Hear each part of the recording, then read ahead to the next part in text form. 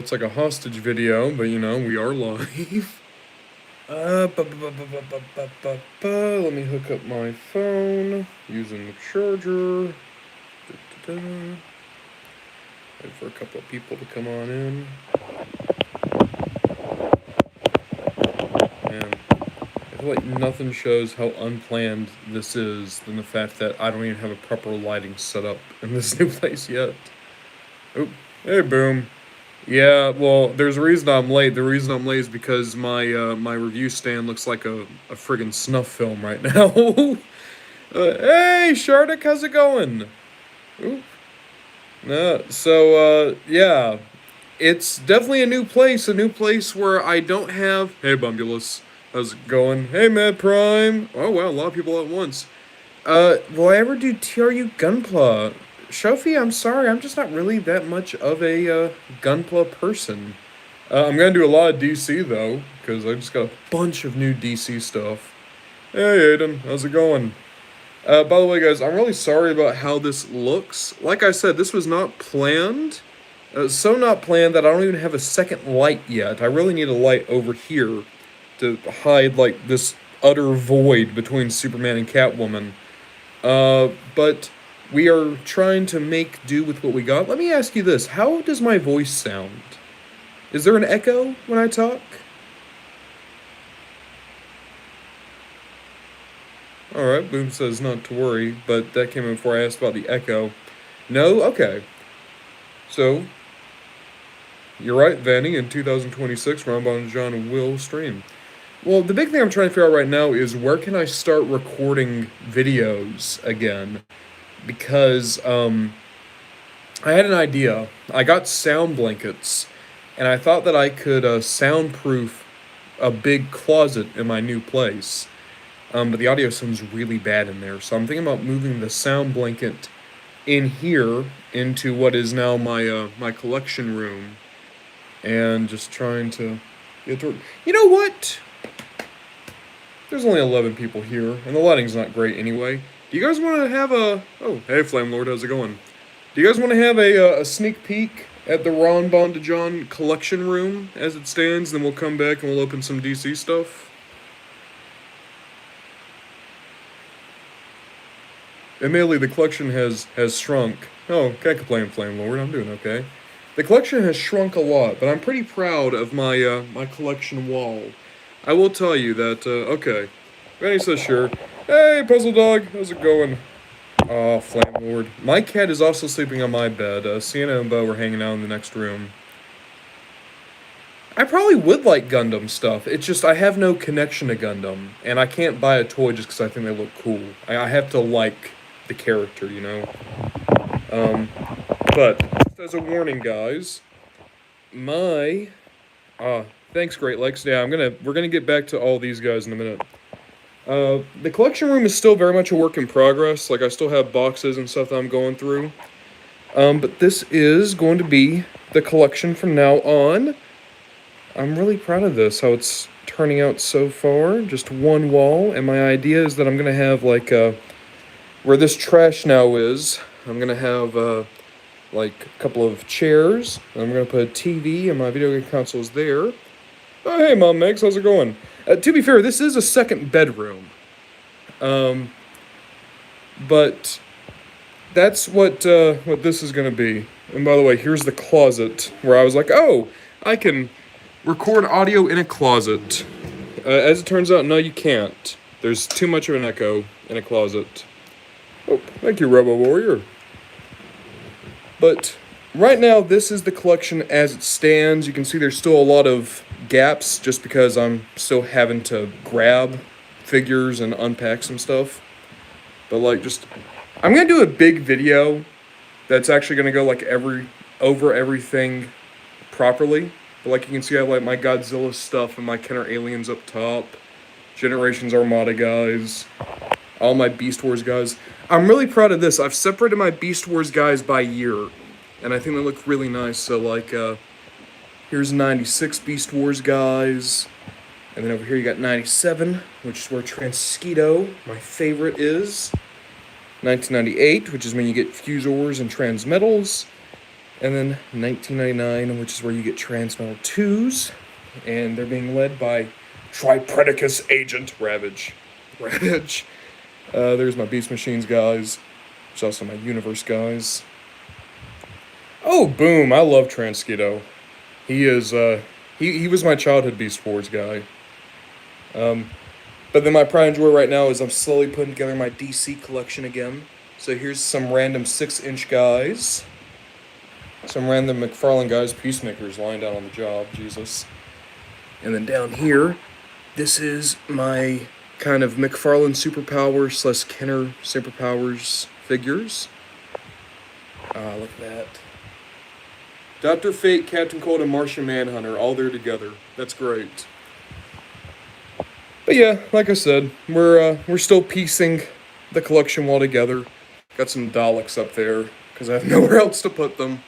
They get to hang out with the Kenner aliens and all the Godzilla guys. But yeah, that's the collection. Like I said, when everything is done, I'm going to do a video on this. But that is, so far, how the collection room is starting to shape up. I'm going to... That's the thing, is like, I look at it and it's like, oh, this is nice, but there's so much I still need to do. I have acrylic figure stands coming in, and that's going to help with some of the shelves where guys are having a hard time looking over each other. Like, right here. Delta Tryon, you better believe this is the Captain Cold channel. And case in point, there's a Captain Cold next to my Christopher Reeve Superman. There's another Captain Cold right there with Dr. Fate. And there's even a Captain Cold over there next to Scorpion. But eventually, this will be done.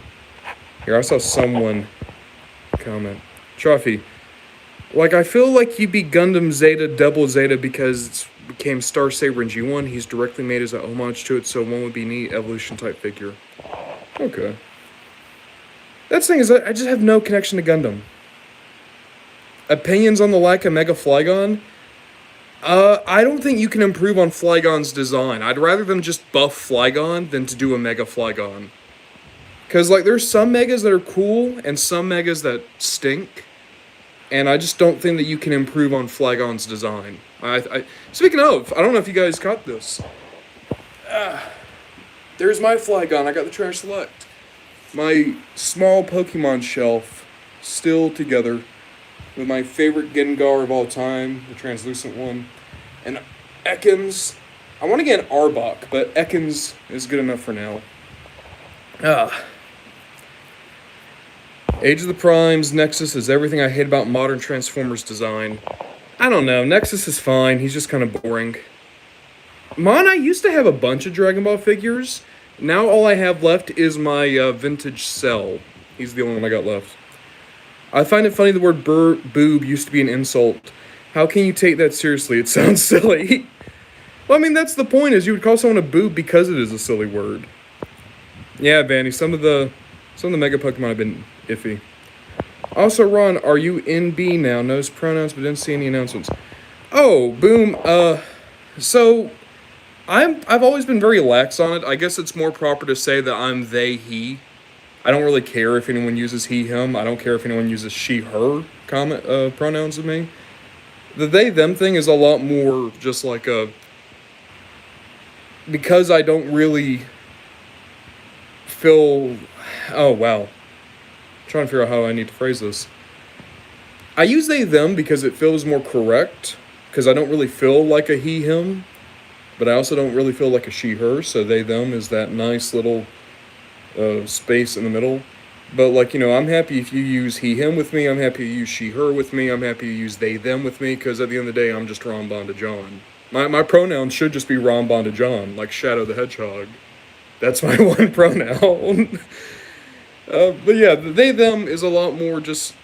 It's a way to express the fact that, like, I don't really go with any group.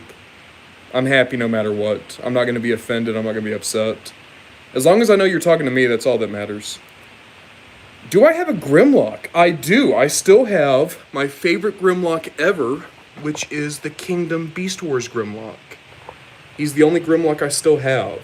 I want to get vintage Grimlock, vintage Beast Wars Grimlock, but the thing is, he's, prone to self-destruct.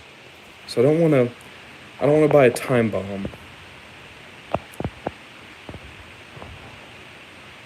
But yeah, this is the... Oh, wait a minute, there is one more Grimlock I have. I have the Robot Heroes Grimlock.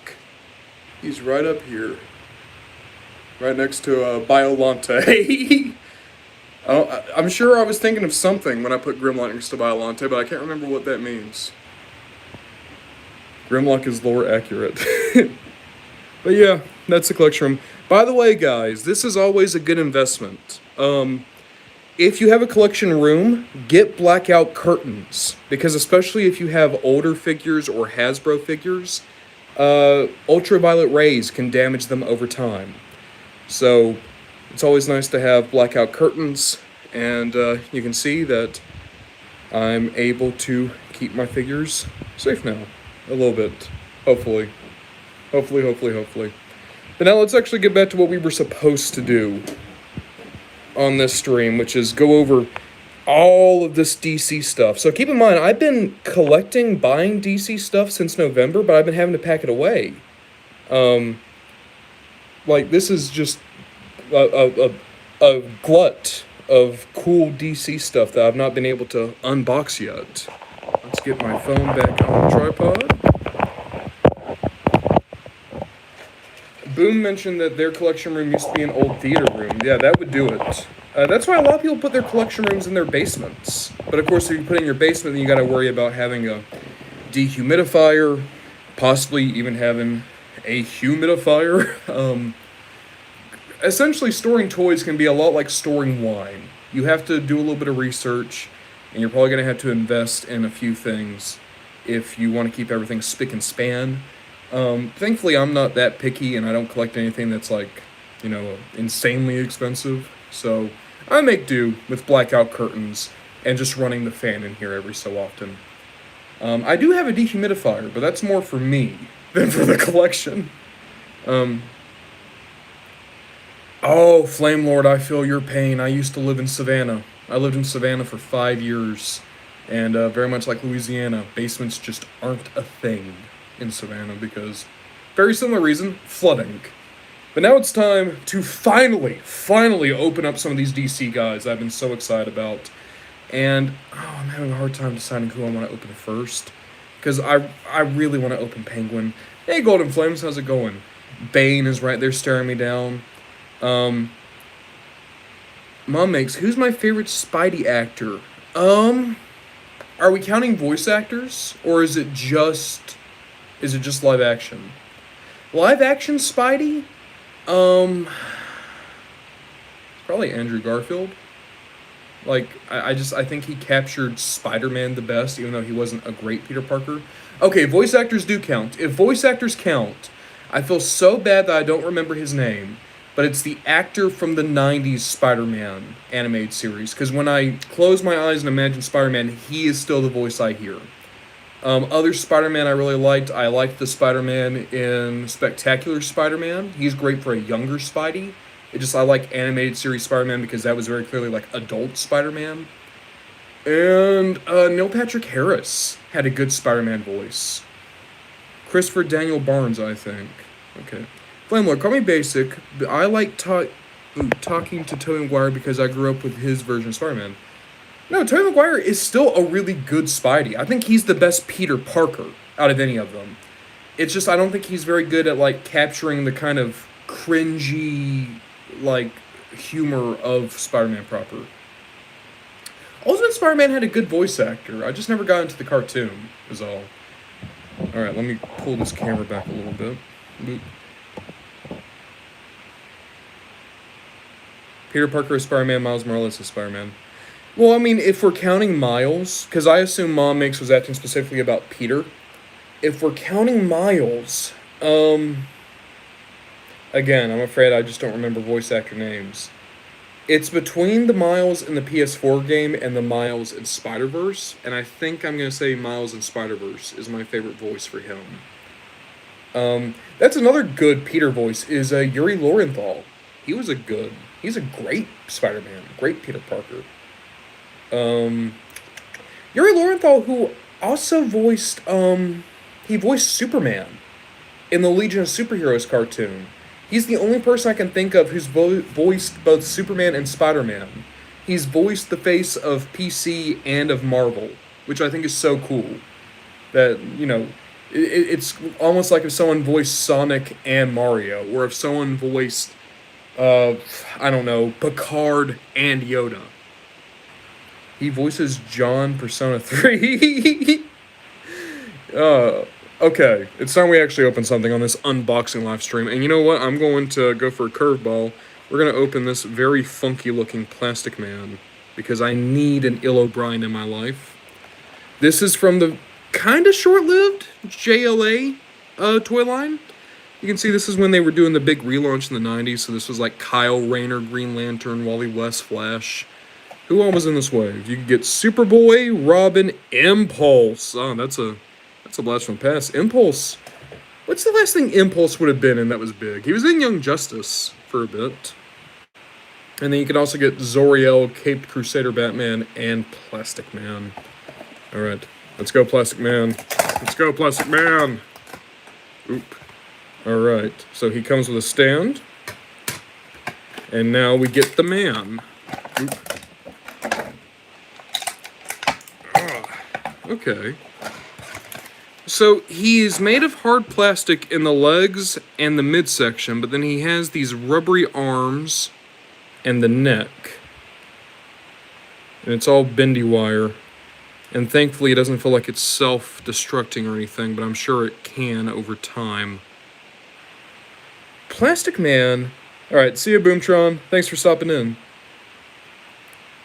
Plastic Man is so weird to me because he's so toyetic, and yet they never put him in the lines where he would do best. Because Plastic Man would be so good in so many of the gimmick lines and the toy lines, like the gross out goo toys and stuff like that. But they always put him only in like the collector lines. So like McFarlane and DC Universe Classics both had a Plastic Man. And there, they never give him like rubber arms, they always just give him a ton of accessories. Or even worse with McFarlane, they made him a Build-A-Figure. And that makes it really hard to get like a good toy of Plastic Man. And I don't know if this is a good toy, but I think it's going to look good with my Kenner style guys.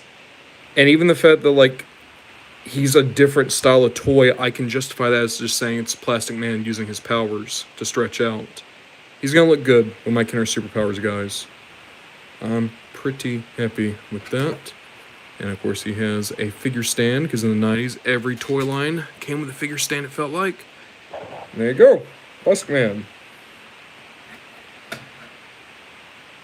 Okay, it looks like we had a couple of comments come through.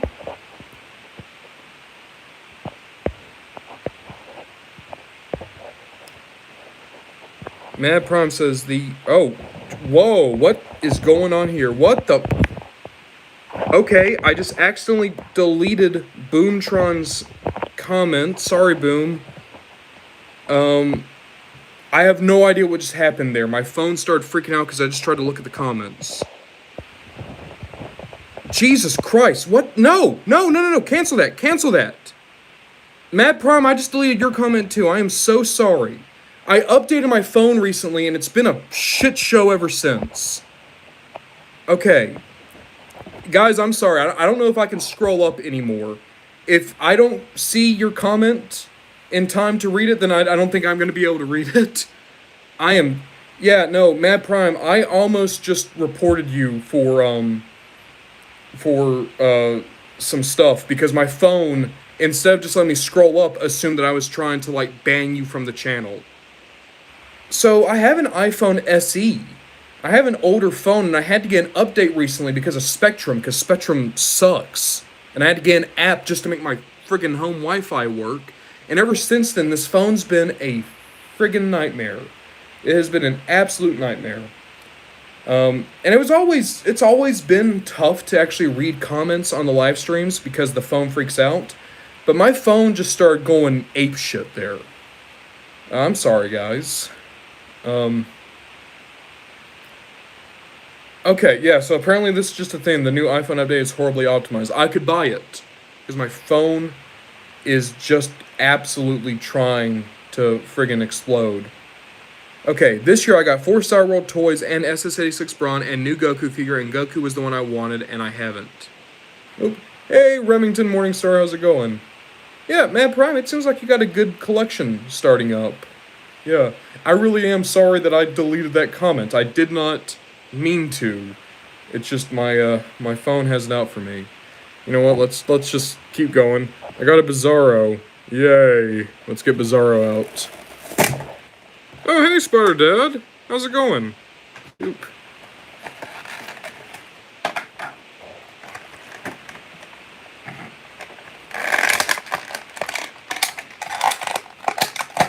There we go. So, here is a very cool looking Kenner style Bizarro. I'm pretty sure there was a Superpowers Bizarro, like a Kenner one. But this is the McFarlane one. Jesus Christ, the lighting. I'm starting to regret doing the live stream more and more just because nothing is working. Okay. Really nice looking Bizarro. I like that a lot. Bizarro number 1. Hey, Phobia, how's it going? Oh, they even remembered the backwards S on the cape. That's a nice touch. Yeah. Bizarro, a character that is so much more tragic than you might think. Because I think a lot of people look at Bizarro and assume that he's kind of gimmicky. Bizarro, his life is a living hell. Like, his life is constant pain. Like, the reason he's all scarred up like that is because the sun is slowly doing him in. Some anonymous, what would the headcanon voices for your Transformers AU be? My main ones are Alexi, okay. I wasn't able to catch all that before it disappeared, but who are people? Phobia, you're right. A lot of times Bizarro dies doing something heroic. And even when he isn't dying, a lot of times he is an anti-hero. Yeah, Mom makes you right. Plastic Man got super popular in Brave and the Bold, and then it kind of fell off for him. I really thought he was going to get into Injustice, because I thought Plastic Man would be so fun in a fighting game, but that never wound up happening. Who are some people I would bring in for Transformers? I'm trying to think, because most actors I really like have been in Transformers at some point. I definitely want Keith David in. I don't want Keith David as Tarn. I actually would like to hear Keith David as Optimus Prime, because I think Keith David as Optimus would work so well. I would like to bring in Steve Bloom and have him do Shockwave. He's done so much great work on Starscream. I think he could do, like, amazing work with Shockwave. I actually think it'd be kind of cool to hear Mark Hamill as Soundwave. I'm trying to think what are other... Alex Brightman. Who could Alex Brightman be in Transformers? Alex Brightman, who did Beetlejuice on Broadway and is also the voice of... he was Adam on Hazbin Hotel, and he was... Is it Fizzarelli in... what's it called? Hell of a Boss? Who could Alex Brightman be in Transformers? Because we need to find someone who's just like a creep. Like a cretin. I kind of want to hear him as, like, the Insecticons. Like, I want to hear him as Bombshell. Oh, Phobia just mentioned SS86 Constructicons. I want Alex Brightman as Scrapper. He would do so good as Scrapper, because he already has the gravel, but he can also make Scrapper sound, like, friendly and good. Yeah, I like that.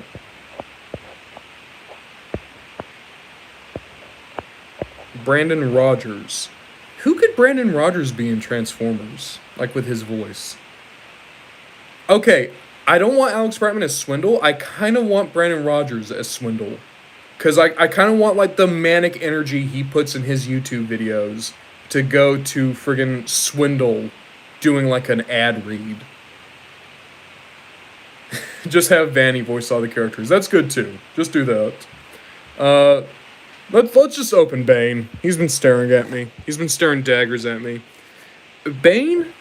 So, It's weird to me to think of how new a character Bane is, because for as long as I've been alive, Bane's been a big deal in Batman, but he's kind of a industry plant of a comic book villain. He came out in the late 90s and then was like put into everything. Like, case in point, he was put in Batman the Animated Series. His episodes kind of sucked. He was put in Batman and Robin, which kind of sucked. He was put in The Batman, where he kind of sucked. Like, Bane is a cool character.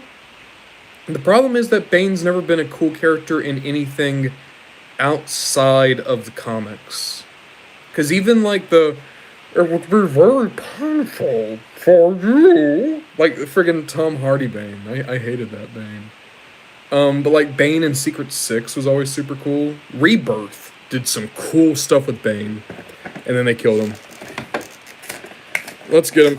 Like, Bane is a character who I absolutely want the toy of, but also he was not in the priority. I got him because he was at the same place I got the Penguin, and I need a Penguin in my collection.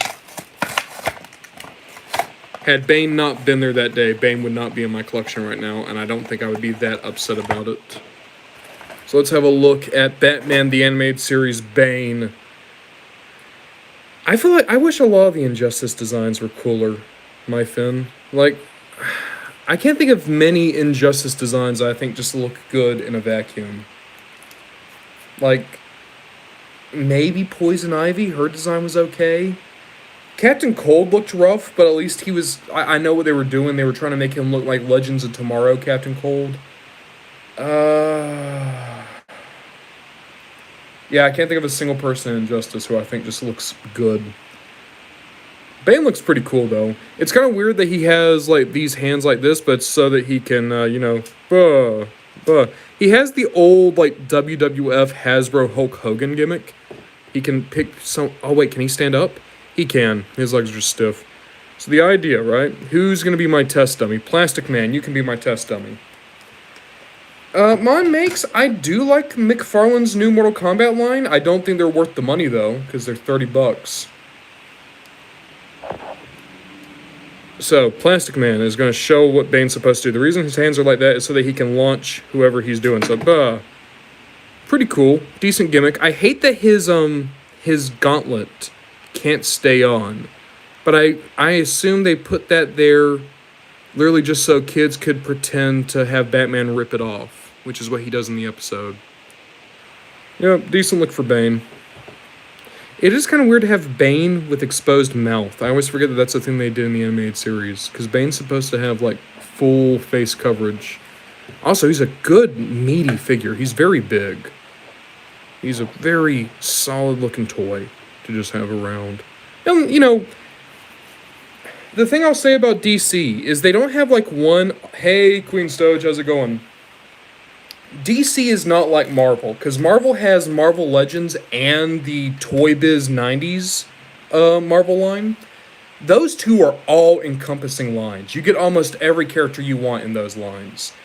DC, you kind of have to mix and match. And I think it's easier to do that at this range, because you can get all the Kenner Superpowers guys, you can get the Toy Biz Superheroes guys, you can get the later on Kenner DC stuff like Legends of Batman and Superman the Animated Series and Batman the Animated Series, and you can even roll in some of the Mattel Justice League Unlimited guys, and if you squint, they all kind of look good together. Like, you can make it work, but I hate that DC has never had like that one perfect all-encompassing line, because DC Multiverse is not that, and DC Universe Classics is also not that. Death's Head is an odd fella, Phobia, but he's a very cute fella. I like him a lot. A lot of time it feels focused more on the Batman side of things with McFarlane. Queen Stoge, you say that, but there's a ton of important Batman characters that never even got a McFarlane figure. Like, we never got comic Alfred. We never got a, like, proper comic Harley Quinn. We got some versions of all the major villains, but I don't think a lot of them look good together. Like, the only version of Mr. Freeze we got is like a kind of animated series 90s Mr. Freeze. And then we got like Golden Age Penguin. And then we got Deadshot, who was also kind of Golden Age, kind of Silver Age. it's a ton of aesthetics. None of them look terribly good together. Hey, Tenant Winter, how's it going? We're just continuing on now. Yeah, I just want to open up my penguin now. So, this penguin is incredibly interesting to me. Retro Blasting did an... oh, hey, Spider Dad, how's it going? Retro Blasting did a really cool video explaining, like, the history of this penguin mold. So this is the quote-unquote less desirable version that I have. This is the Toy Biz Superheroes. This mold is based on the Kenner Superpowers penguin. I got this one because it's a lot cheaper, and I like that they painted his eye in. I enjoy those details more, but I love this design for penguins, so much so that I actually bought the McFarlane Superpowers-inspired penguin. I like the blue and the purple pants on penguin a lot. But let's open him up. Come on. Oh, wait, actually, what's on the back? So, you can see how weird this line was. So, that's a Kenner Superman and Wonder Woman's molds that they've just changed up in a brand new Lex Luthor. They made the Riddler, and then they made Mr. Freeze and a very odd-looking Robin. There we go. And then there's the penguin. Spider Dad, all that means is, like, this penguin, like, his knees are a little bit weaker, and he doesn't come with his coattails. They molded out the coattails. But overall, I do think that this is a better looking penguin just because they've painted in his pupil. Like, that's all I need. Alright. Let's get your penguin. Also, Monmix, I saw you said that you're kind of mixed on Retro Blasting. I am too. I think Retro Blasting, they know what they're talking about when it comes to toys. They really do. But also, I can't help but think that the guy's, like, his skin is so paper thin. Like, I've seen him do live streams, and it's like, hey, guys, hold up. And then he, like, spends 2 minutes scrolling up just to, like, talk about a dude who gave him, like, the lightest of, like, insults. It's like, I don't get it, man. Like, you're a successful YouTuber. Why get so, like, defensive about the pants you wear? Speaking of pants you wear, check these out. Yeah, it's the penguin. He's giving you a little thumbs up. Oh, no, his tail. Come on. There we go. Look at him. Look at this freak. Look at this weirdo. I love him. I love him a lot. Penguin's one of my favorite DC villains and characters.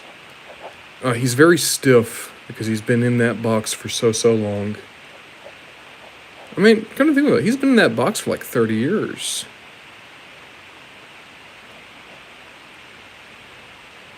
Okay, can I get this umbrella into his hand? It's a very tight fit. There we go. And then his umbrella. There we go. Yeah. God. I was born with paper skin and born with glass bones. Every morning I break my arms, and every night I break my legs. Queen Studge, don't make me think about chocolate with nuts. It's like the best episode of SpongeBob. We're just gonna be quoting that all night now. It's, for me, the best SpongeBob episode. It's between that, Band Geeks, which is the Squidward episode, and then I've always really liked Have You Seen This Snell? The one where he loses Gary. And it's entirely because of the song. You know, the Gary, now I know I was wrong. I fucked up. That's not the lyric! But in my head, it's always just him saying, I fucked up and now you're gone. The lyric has to be, I messed up and now you're gone. Like, surely I'm in the ballpark with that. Gary, I'm sorry I neglected you. Oh, I never expected you to run away and leave me feeling so empty. Your meow right now would sound like music to me. I hope somewhere you're reading my latest 3-word poem, Gary Come Home. Gary Come Home. There we go. Band Geeks is peak, says Spider Dad. Yeah, sweet victory, dude. I'm always amazed that that wasn't made for the show. because it feels so perfect and so iconically SpongeBob. But that was just a song that was floating around. It's the same way I feel about like a lot of the songs that James Gunn will pull into his movies and shows. Like that friggin' Wanderlust King song that he used for Doc Phosphorus. It feels like it was made for that show. Patty Hype is a really good one.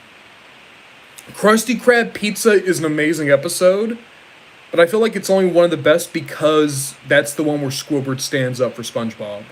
Like that's what makes that episode so amazing. I think is that's the one time you can point to and say SpongeBob and Squidward actually do have that friendship. Dude, I can't stand the idea of we're gonna premiere a movie through Fortnite. Hey, random onomatopoeia, how's it going? YouTube's been gatekeeping you from finding this stream. Well, they've probably been trying to protect you. Look at how terrible this stream looks. I look like I'm about to give hostage demands. Okay, let's see here. What did Phobia just say? Phobia, I have a lot of retro toys because my dad gave me a lot of his stuff, so I have a huge crate of Star Wars, G.I. Joe's, Transformers, and like Ghostbusters toys from the 80s. That's sick. I wish my dad... Oh no, it zoomed in again. No! It's trying to get me to report people again. No, I don't want to report anyone. I just want to zoom out. I hate this update. This update has been terrible. Roger Craig Smith as Hot Rod would be really cool. I would want him to do more like Batman and less like Sonic, though. I would want a little bit more of his Batman voice in a Hot Rod. A little bit more of that gravel. In case anyone doesn't remember that, Roger Craig Smith was Batman and Sonic. I don't want to report anyone, Vanny. I can't report everyone. Alright, let's go back to the McFarlane Superpowers guys. Dude. Phobia, I totally agree with you. I think the real Ghostbusters cartoon's the best Ghostbusters thing. And Mom makes, yeah, G.I. Joe's super important. It's just not my thing. Oh, well, Katniss, I hope you enjoy it for the vibes. Tended that would actually be really good. So Roger Craig Smith does his Sonic voice for Hot Rod and Batman for Rodimus, yeah. Jason Griffith as Beachcomber? No. Because Jason Griffith has a good, like, shithead voice. I don't think he would be good for Beachcomber. Hey, Star Screams a lot, what's up? Who would be, like, a good, like, smartass for Jason Griffith to be? I think it'd be funnier if he was, like Power Glide. Like, someone who's still cool, but has a little bit more snark to him. Okay. Let's get Ultraman out of the thing.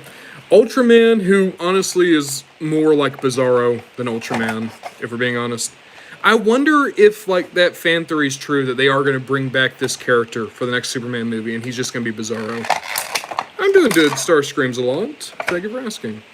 Also, I'm just going to say this. Everywhere you go, Ultraman's figures are, like, shelf-warming.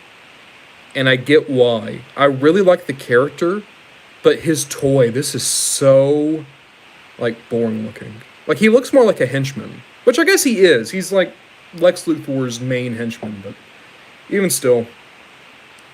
I see Seth MacFarlane as Rat Trap. Makes a lot of sense. Jesus. And I saw someone say Ron Perlman as Bizarro, or Ron Perlman as Onslaught.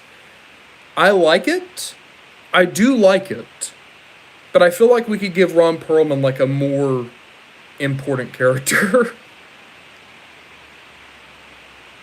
Yeah, so Mom Makes, I'm going to be honest with you, whenever Retro Blasting starts talking about modern Star Wars, I tune that shit right out. Because I get it, like, it's not even that I think he's, like, wrong about some things, it's, I don't know, man. I don't get the idea of let me build an audience by taking the piss and talking about things I dislike. Mom Makes, he's blaming Kathleen Kennedy the same reason why people will blame the last restaurant they went to when they get a stomachache. It's because it's convenient and right there. And if you actually want to talk about what the actual problems are, you'd have to think a little bit as opposed to none at all. Sabrina Carpenter in a Transformers thing. I'm trying to think like who Sabrina Carpenter could be, because I don't want to be like obvious and say like, oh, Alita 1. Maybe Strong Arm. Like if they wanted to bring Strong Arm back, I think Sabrina Carpenter could find some cool stuff to do with Strong Arm. Chappelle Roan. I don't know why, but for some reason Moonracer comes to mind for Chappelle Roan.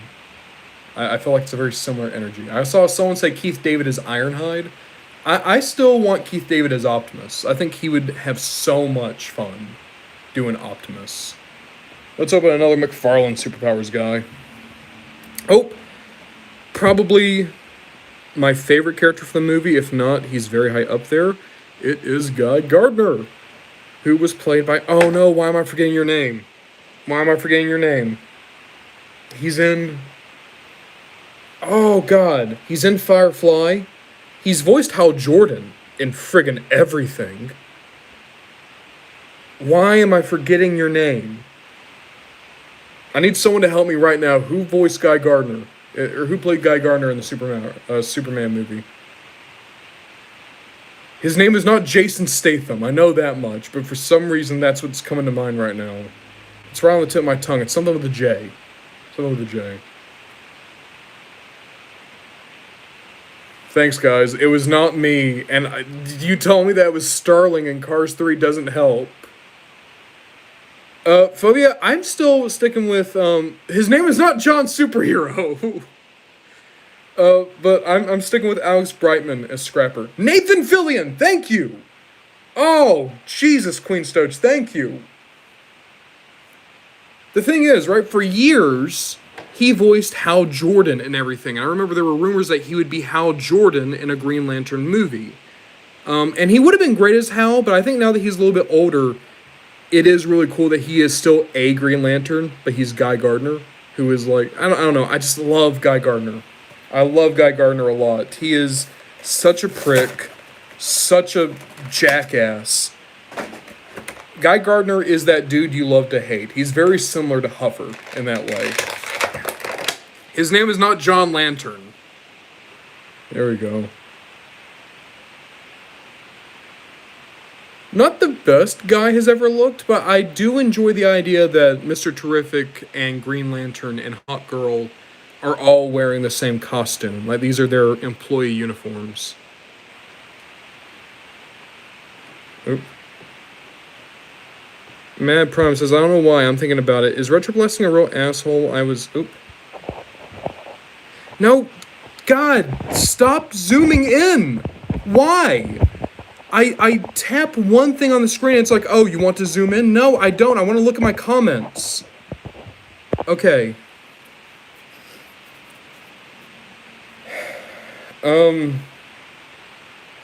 I agree, Jon Stewart is my favorite Green Lantern.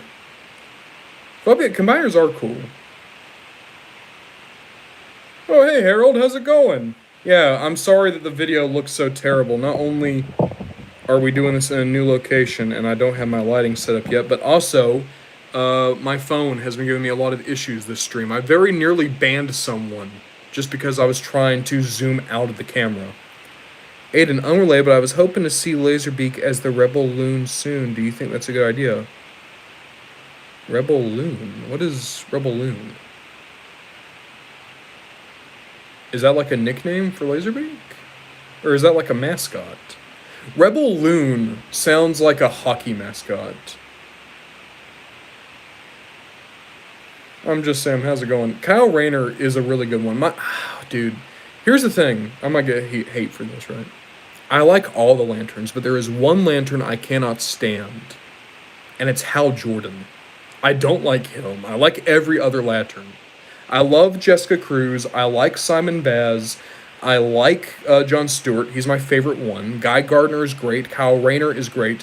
But I hate Hal Jordan. I think he's so boring. So everyone has this idea of Superman being a Boy Scout, and that's a total lie. Superman's a really interesting, multi-layered character. Every piece of criticism people give Superman is totally valid for Hal Jordan. I want to get the Rebel Loon as a tattoo to go against ice. Oh, is that a thing? Is Rebel Loon like a mascot to go against Ice? You see, I just don't know these things. I just don't know. Let's open Metamorpho. Another guy who doesn't know things. So I have two Metamorphos to open. I have a comic. Oh no, Guy Gardner, stand up, damn you! I'm do good, and your video's looking good. Thank you, Harold. Hey, Taz, how's it going? Taz with Robot Man as the PFP. Starscream's like, I'm sorry, you might be the only Hal Jordan fan here. Cosmoverse for Hugh says Hal Jordan is milquetoast to me. Yeah, that's the thing. I know a loon is a bird. I know that. A loon's... It's not a goose, but it's like a goose, right? In any case, I'm opening up the movie Metamorpho. And then I'm just saying, him turning evil at least gave us Kyle. No, like, the coolest thing to ever happen to Hal is when he turned evil, and then they even ruined that by turning him, like, making Parallax. And be like, see, guys, he wasn't ever bad. It was this other guy that made him bad. But Hal is still just a little uwu baby. Nah, like, it was cool that Hal went bad. It gave him depth that he didn't have before. I will also say this, I did like Hal Jordan as the Spectre. I thought that was a cool run for him. And here's Metamorpho. Tended winner, that is a totally valid reason to like Soundwave Shockwave. Wave. I agree, I think it was cool to give Sinestro his own core. I think he looks better with like that outfit. Also, this Metamorpho is really nice. Like, every part of his body is not just a different texture, but it feels like a different material. I know that's just because of the sculpting, but that's a really cool job they did for a very simple toy. I like Metamorpho. I've liked him ever since Brave and the Bold. Very, very cool. What were we talking about? No, we weren't talking about cabins. Yeah, there we go. Wave. Polywave. Damn it. What were we talking about? We were talking about Sinestro. So, you want to know something?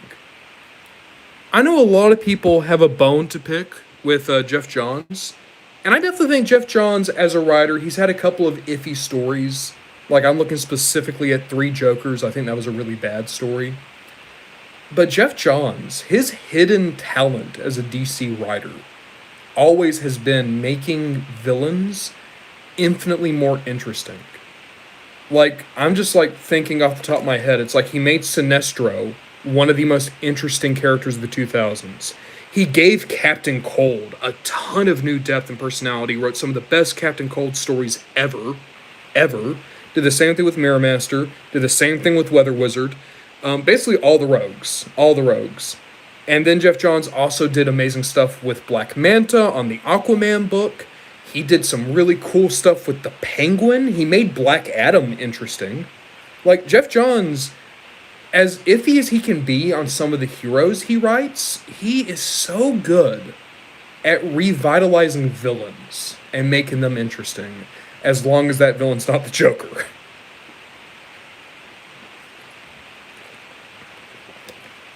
Jeff Goldblum as Hook is really good. I'm just saying, I just finished Rogue's Revenge. That's a great book. Such a simple book. Literally just the four of them on the run. And seeing, like, how their dynamic works. The way that they interact. And, I don't know. I've always loved the fact that other supervillains respect and even fear the rogues. The idea that all the other villains try to kill their hero, the rogues have to try to not kill the Flash. I've always loved that. Their code of honor is the only thing keeping them from becoming like a Lex Luthor level threat. I love the rogues. I know Skybound issue 29 comes out tomorrow, and it's going to be well before I can get it. Because I'm still getting that book from my old comic shop, and I gotta drive back there to get it. Stellar, one day I'm going to give you the many toys of Blue Streak and Silver Streak. And I'm sorry, I know you're in the triple digits. Someone's doing... Poltastic is doing a streak for Ramjet. And they're in the triple digits now. So, Queen Soj, what I love so much is the relationship Captain Cold has with every member of the Flash family. Because, like, he is outright friends with Barry Allen. Like, he is, like, him and Barry are actually buddies. But then I would argue that him and Wally are even closer. They're just a lot more vitriolic about it. They like to knock each other. But, like, even their relationship with Jay Garrick. Like, Captain Cold has an interesting dynamic with the Golden Age Flash Jay. Oh, man, I just love Captain Cold. I got a video coming out tomorrow just talking about how much I love Captain Cold. I love him. I love him. It comes out Pride Month, my birthday. What comes out, Golden Flames? Robo Warrior. I used to ask for the many toys of World for my boyfriend, but Oh, I'm sorry, Robo Warrior. Robo Warrior, when I do make the many toys of World, do you want me to still include you at the beginning, or do you want me to, like, leave you out because of that? Like, would that bring bad memories if I were to be like, thank you so much for Robo Warrior? Or would you still want to be there?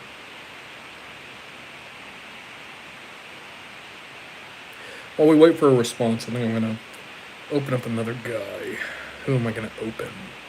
Oh, Skybound Transformers Volume 5. Man. I need to get a pre-order on that. Who am I opening next? I'm going to open another McFarlane Superpowers guy, because they're real easy. Ooh! This is Manga Batman, which is a really good look for Batman. I kind of love the Golden Age design, but in gray instead of blue. Really solid look for Batman.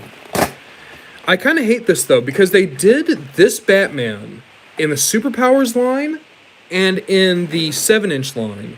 But then they did his arch enemy, Lord Deathman, only in the retro line.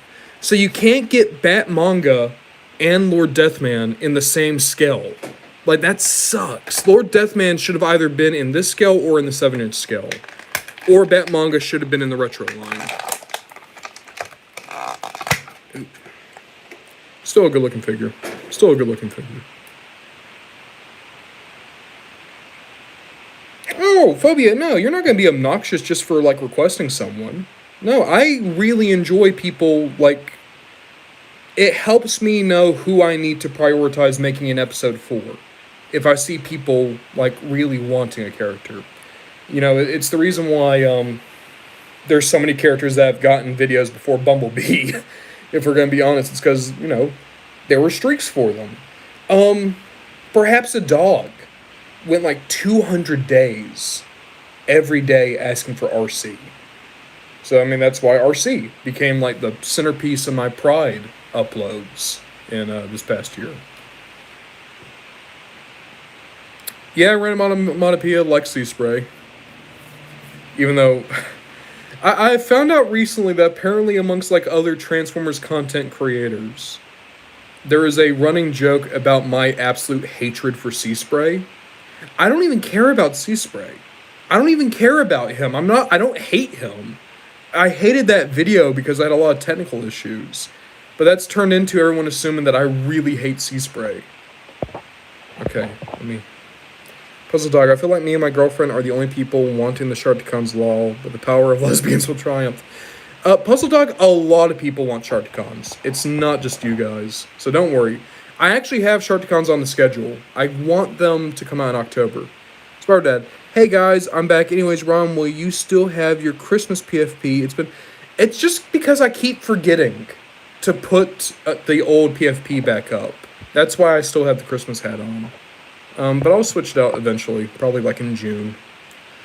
I have no cuts. Bro, YouTube hates me now as I never got the notification for this live. I mean, at least you're here. We've been here just vibing, hanging out. Nothing too insane. I'm going to open up Lex Luthor. This is one of the very few new molds that Toy Biz did for DC, is they made a completely new mold for Luthor. Because Kenner did Lex Luthor, Jason Griffith's Cheetor actually makes a lot of sense. Jesus. Or Hotshot. He would be really good as Hotshot. Oh, Taz got their first Beast Box. Hell yeah. But Kenner did Lex Luthor in the power suit. So, to be fair, Luthor is actually very rarely in the power suit. So, Toy Biz did a suited Luthor. I don't really like this purple that they gave him, but, you know. Jay Prenner, that might be the thing I do. It's kind of like when you leave your Christmas tree up the entire year. What does this say? Lex Luthor has a power punch to help him through his life of crime. Yeah, that's a weird gimmick for Lex Luthor. Oh, wait a minute, there's a bio down here. Evil genius Lex Luthor threatens world domination. The most powerful villain on the planet, Lex Luthor holds all of Metropolis in his grasp, and he's greedy for more. Superman's worst enemy is a criminal mastermind with a heart of stone, a cunning foe with unlimited resources. With a snap of his fingers, he can summon an army to level a city, or crush all competition to his company, LexCorp. He alone holds the stunning secret of kryptonite, the deadly weakness of the Man of Steel. There we go, that was my, it's my 2000s toy commercial voice. Look at that ugly-ass Lex Luthor prototype. Oh my god. Oh my god. He doesn't even look like Lex Luthor. I don't know what that looks like. That looks like Raish before he goes into the pit. Yeah, the toy doesn't look that bad.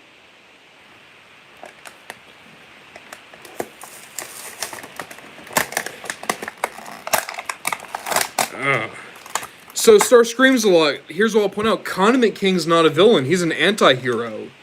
That's the reason why we can be okay with his immense power.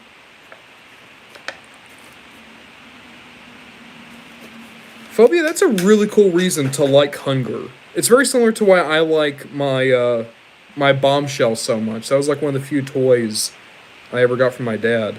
Oh my god, this Lex Luthor is so sticky. Oh my god, he is... Oh, that's gross. He's really sticky in his boots. And also, he's discolored. Look at that. His torso is so much darker than his arms. And also, look at this head. Oh my god, look at this head of Lex Luthor. Oh, this is a dog shit Lex Luthor. This is a really bad Lex Luthor. And why does he have a gun? Oh, okay, cool detail, though. Cool detail. He has a kryptonite ring. That's why he has the power punch gimmick. He has a kryptonite ring. Oh, that kryptonite ring is probably going to give him cancer. That's what happens a lot, is Luthor gives himself cancer because he walks around with a radioactive rock on his person at all times. It is nice that they gave him the briefcase, though. That's a tiny briefcase. That's not a briefcase at all. That's a handbag. Okay. Not a good Luthor. Not a good Luthor. I got him for $4, though. $4 for this Luthor isn't bad, even though he looks a lot more like Dr. Evil with how he's holding his arm. Jesus. Here, I'm going to... Oh god, he can't stand. Oh, he can't stand. Oh, the heels on his boots are a little bit too tall. Okay, I got him to stand eventually. Such a bad looking Lex. That's Jesus. Here, we're gonna go for a walk real quick. We're gonna go for a walk. Here, let's go look at a good Lex. Because I actually have... Oh, well, I just hit the table. That's okay. I actually have the Kenner Superpowers Lex. That's a good Lex. That is a great retro-style Lex. Here, let's take him back to the table to compare. But, like, this is a good-looking Lex. This is a great-looking Lex. This is exactly what you think of when you think of Silver Age Luthor in the power suit.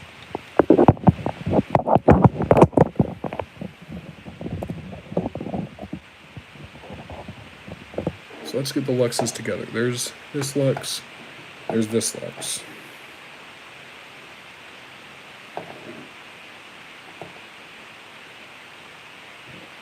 Let's lower the camera.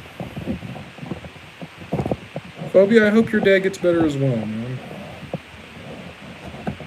It's never fun when you have someone you love not feeling too good. Like, it's no competition. Like, there's no competition there, which is the better Lex. Like, in my head, I thought it'd be worth to get this guy because I do actually like Luthor in a suit more than Luthor in his power suit. But, like, even though it's simpler, like that head sculpt on the Kenner one, he's menacing, he's intelligent, he has the curved eyebrows. This looks more like Curly from the Three Stooges. Like, it's not even a competition. So, Phobia, there's a reason for it. It's because Toy Biz had to pump out these DC figures quick. Because when they got the license, It was right before the original Michael Keaton Batman movie came out. And they didn't have enough time to properly develop their molds. So they just shat out some DC figures. Which is also why they took the Kenner molds for Superman, Wonder Woman, Riddler, and Penguin. It was just a way to try to very quickly make your money back. And Lex was the only new mold they made. And it shows. Like, this Lex just did not have anywhere near as much time as he needed to be fully developed. And, like, Toy Biz did amazing stuff with their Marvel line. This is just not that.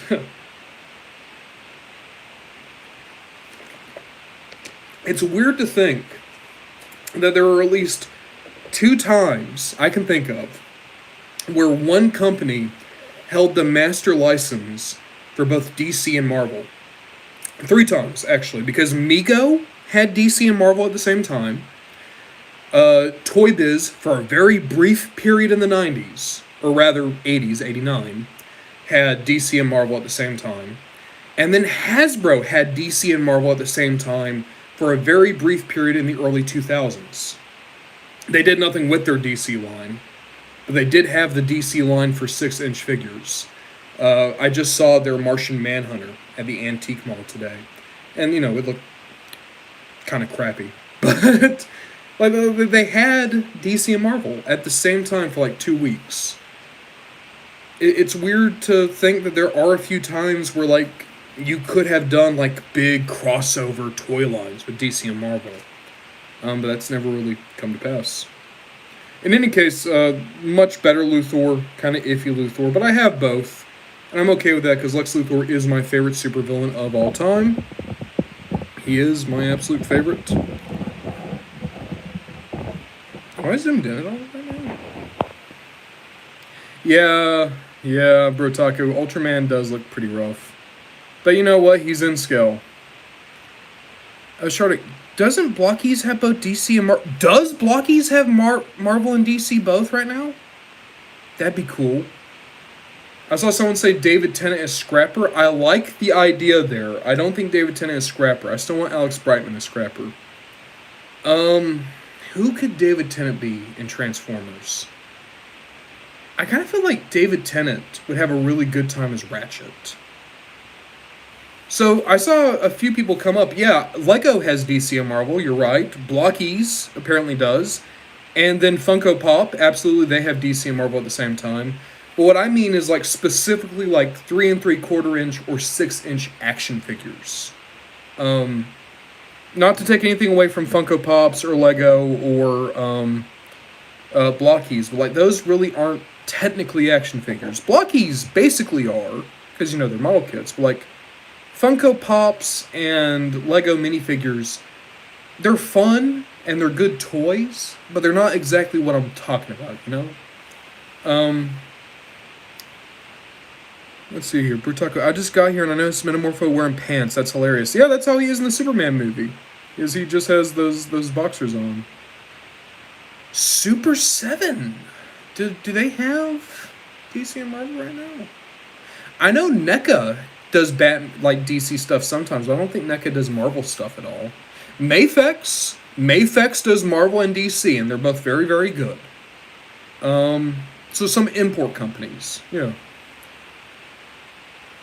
No, Shardik, you're totally right. Like, there's so many IPs that Blockies is able to get. But, you know, they make a good product, so I understand how it happens. I need to just move everyone to the side. We're going to start unboxing things right here. Metamorpho. And then there's Wonder Woman. Random Onomatopoeia, I say if you like Batman Beyond, go for it. It's probably going to be a good figure. Mafex is really nice. My issue with Mafex is character selection and price. Because they make a lot of characters I really like, but then I feel like some of my favorite characters will never get a Mafex. Like, they're never going to do Booster Gold. They're never going to do Blue Beetle. They're never going to do Comic Dr. Fate. They're probably never going to do, like, a Penguin. It would be cool to see more Star Wars stuff from Blockies. Because that Stormtrooper they did was legitimate art. Like, that was such a good Stormtrooper. Hey, Penguin, you go right there. And then Lex Luthor can go next to Penguin. And then this Lex Luthor can go next to Plastic Man. There we go. Okay, who are we opening up next? We're gonna do another McFarlane Superpowers. It's Ted Kord Blue Beetle. I actually have Booster Gold. I've been waiting to open this Blue Beetle for a long while. Oh, there we go. Good looking Blue Beetle. I do wish that you could see his eyes. Queen Soj, this is Ted Kord. This was the second Blue Beetle, and it's the main Blue Beetle from like the 90s and 80s. But then the more famous Blue Beetle is Yami, who became Blue Beetle in, I think, like 99 or 2000. But then that Blue Beetle was the Blue Beetle that was in Young Justice and in Batman the Brave and the Bold. Like, that's the Blue Beetle that people know, and the Blue Beetle that most people would prefer, but I really like Ted Kord specifically for two reasons. One, his friendship with Booster Gold, and two, he is a very body-positive superhero. I say that, this toy has abs. But Blue Beetle is the only superhero who I can think of who is healthy, but doesn't have abs. Like, he has a little bit of a belly on him. And there actually was a time in Justice League International where Guy Gardner started, like, body shaming him and almost gave him, like, an eating disorder. And then they boxed, and Blue Beetle wiped the floor with him. And then they kicked Guy Gardner out of the Justice League because of, like, how mean he had been to Blue Beetle. Good storyline. I liked it a lot. Because they keep making the point that Blue Beetle is healthy. He just has a different body type to everyone else. He's not supposed to have washboard abs. Someone wanted me to go get Booster Gold to compare. I'm going to go do that.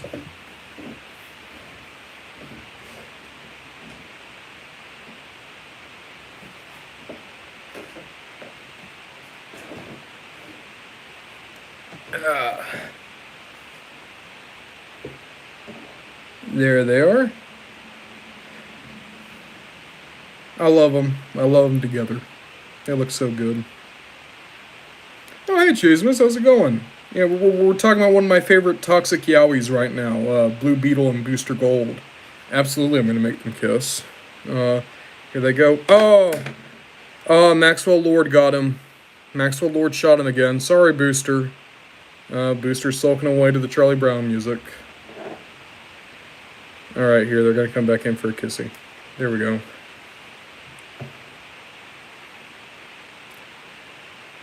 Good Blue Beetle, though. Really nice Blue Beetle. They did his vehicle, too.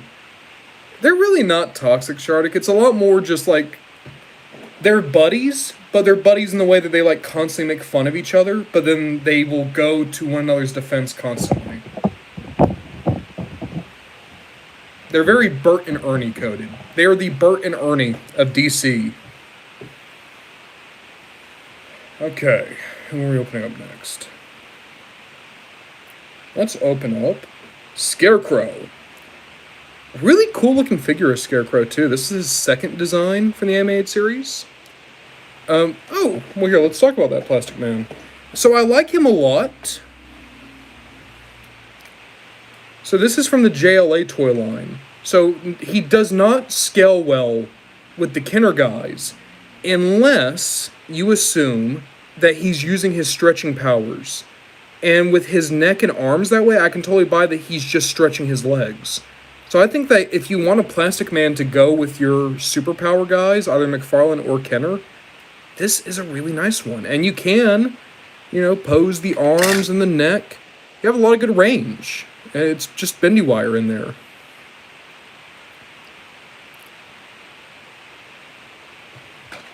I really like this Plastic Man. Good Plastic Man for a Kenner shelf.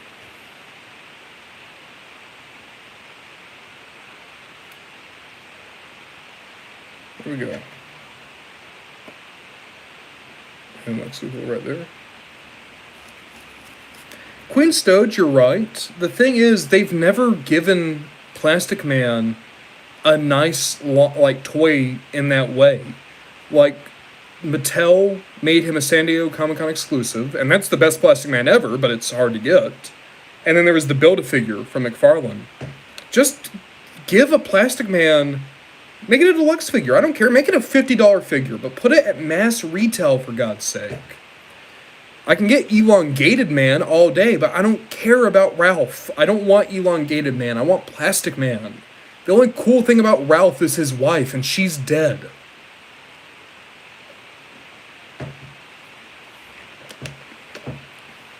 I bet you guys didn't know that you'd get my Elongated Man hot takes today. Is Mattel getting the TMNT license? I hate that for Playmates, but like maybe they'll do some cool stuff. I've never heard of that artist, Harold. What kind of a genre are they? Here's the thing, Taz. I keep looking at that Elongated Man that McFarlane did. The thing that turns me off is the head. The head is way too big. If they fixed the head, I would buy that Elongated Man. Especially because they did the purple and white costume. But yeah. Katniss, you say that.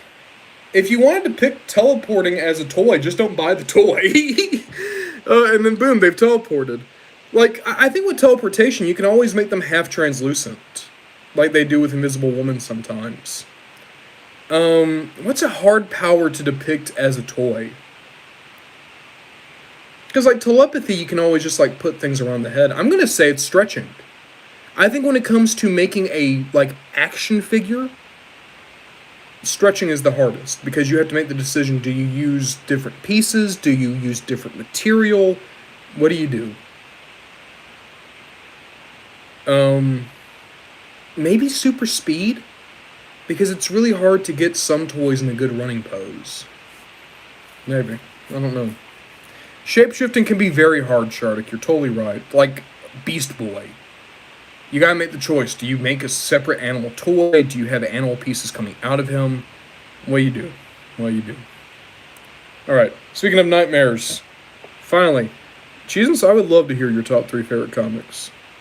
But yeah, this is the second design for Scarecrow from the animated series. It's probably my favorite design of Scarecrow from the animated series. Because I love the Preacher Scarecrow from the New Adventures. But that doesn't really look like Scarecrow. That looks like its own character. But this Scarecrow, like that, there's no mistaking that that's Crane. What else do we have in this line? You could have gone the Penguin, Two-Face, Man-Bat. Shit ton of Batmans. Yeah, and then a bunch of vehicles. So Cheeseman's third favorite is Watchmen, and then Usagi Yojimbo, which is the rabbit that like hung up the Ninja Turtles that one time. And then what was the last one? Last Ronin. I should have guessed that one, Cheeseman. I know you like Last Ronin. Dexter, okay, so Dexter, the way that happens is when I see a comment, if it's on here, it just pops up in front of me. But if, like, you just leave it on a video, it shows up in my YouTube Studio app. That's how I see comments come through. But okay, let's open up Scarecrow. Oh no, oh! You're never gonna believe who fell off the desk. It was Blue Beetle again. Oh, poor Ted. We'll bury you again. Here, just throw the body somewhere. There we go. Alright, Scarecrow. Let's open you.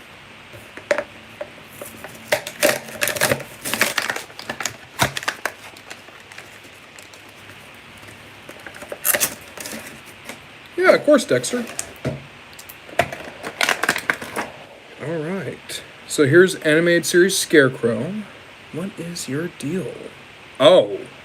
Let's just put that hand right back down. There's a gear over here. Oh! You can make him spin at the elbow. That's pretty cool. And then you got his feet down here. He's going to be a hard figure to stand up, I bet. He's going to be difficult. Love the head sculpt, though. Like, for a 90s toy, that's a really good capturing of Scarecrow. Yeah, Queen, that's my idea, is we're going to get the scythe in there. Ooh. Bro, Taku, have they ever done a toy of Maxwell Lord? Like, I made the joke about Maxwell Lord, um, but I don't know if they've ever actually made a toy of him. And if they did, it had to have been like a DC Direct thing. Okay, so you can put it in the hand like that, but okay. Can I actually have him hold it in the midsection though? I can. Okay, there we go. There we go. There we go. And now yeah. Okay. I don't know. I don't know how I feel. I like the gimmick. I don't like the scythe. That's the thing. And then you got this cool crow, so we can extend his hand up, and then put the crow right there. I bet. Yeah. Oh, that's gonna be a sick scarecrow to have on the shelf. He's gonna look so good with the superpowers, guys. Like, see, this is what I'm talking about. Is if you're willing to mix and match toy lines, you're gonna make an amazing retro style DC. Was Maxwell Lord in the Wonder Woman movie? He was in Wonder Woman 84, wasn't he? There are Maxwell Lord figures? Damn, okay. Color me surprised. I was not expecting there to be Maxwell Lord toys. I'll tell you what I was surprised by, because, and maybe they've changed in the comics recently, but Maxwell Lord's been a villain for so long. I'm kind of amazed that in the Superman movie, he's back to being a good guy. So Starscream's lot. Maxwell Lord is the master of manipulation. He is a very D-lister comic character. For a long time, he was like good guy Lex Luthor, in that he was just a smart billionaire, but he used his money to like help superheroes. But then he went bad. And it was revealed that all that time he had just been getting on their good side so that he could do his own thing. But Maxwell Lord is the one who killed Ted Kord. He's the one who killed Blue Beetle. Like, that's probably his most famous moment as a character, is him killing Blue Beetle. So that's Maxwell Lord. That is the Cliff Notes of that character, who has been in comics for decades, but was never super important until he killed Blue Beetle. It's very similar to Black Hand. Really? He was in the 3 3/4 inch line. Okay. Wonder Woman probably killed him. I could buy that. Who's winning a fight between Damian Wayne Robin or Jason Todd Red Hood? Probably Red Hood. Probably Red Hood. Because, like, Jason, even though Damian talks a big game, he has won, like, 10. He's like a 10-year-old baby. But also, like, Jason legitimately is just more vile than Damian sometimes. So yeah, I think Red Hood would probably clean Damian's clock. I don't think he ever would, though, because Red Hood has a little bit of a higher standard than that. But that's the thing, is like, Damian would be the one who wants that fight. Jason's the one who would win that fight.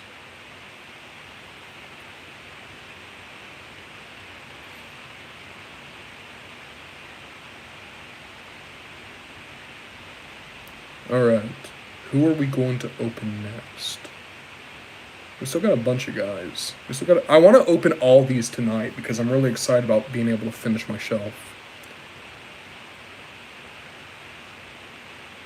So Queen's Doge, Red Hood doesn't really get a pass to kill from Batman. Batman's constantly trying to stop him.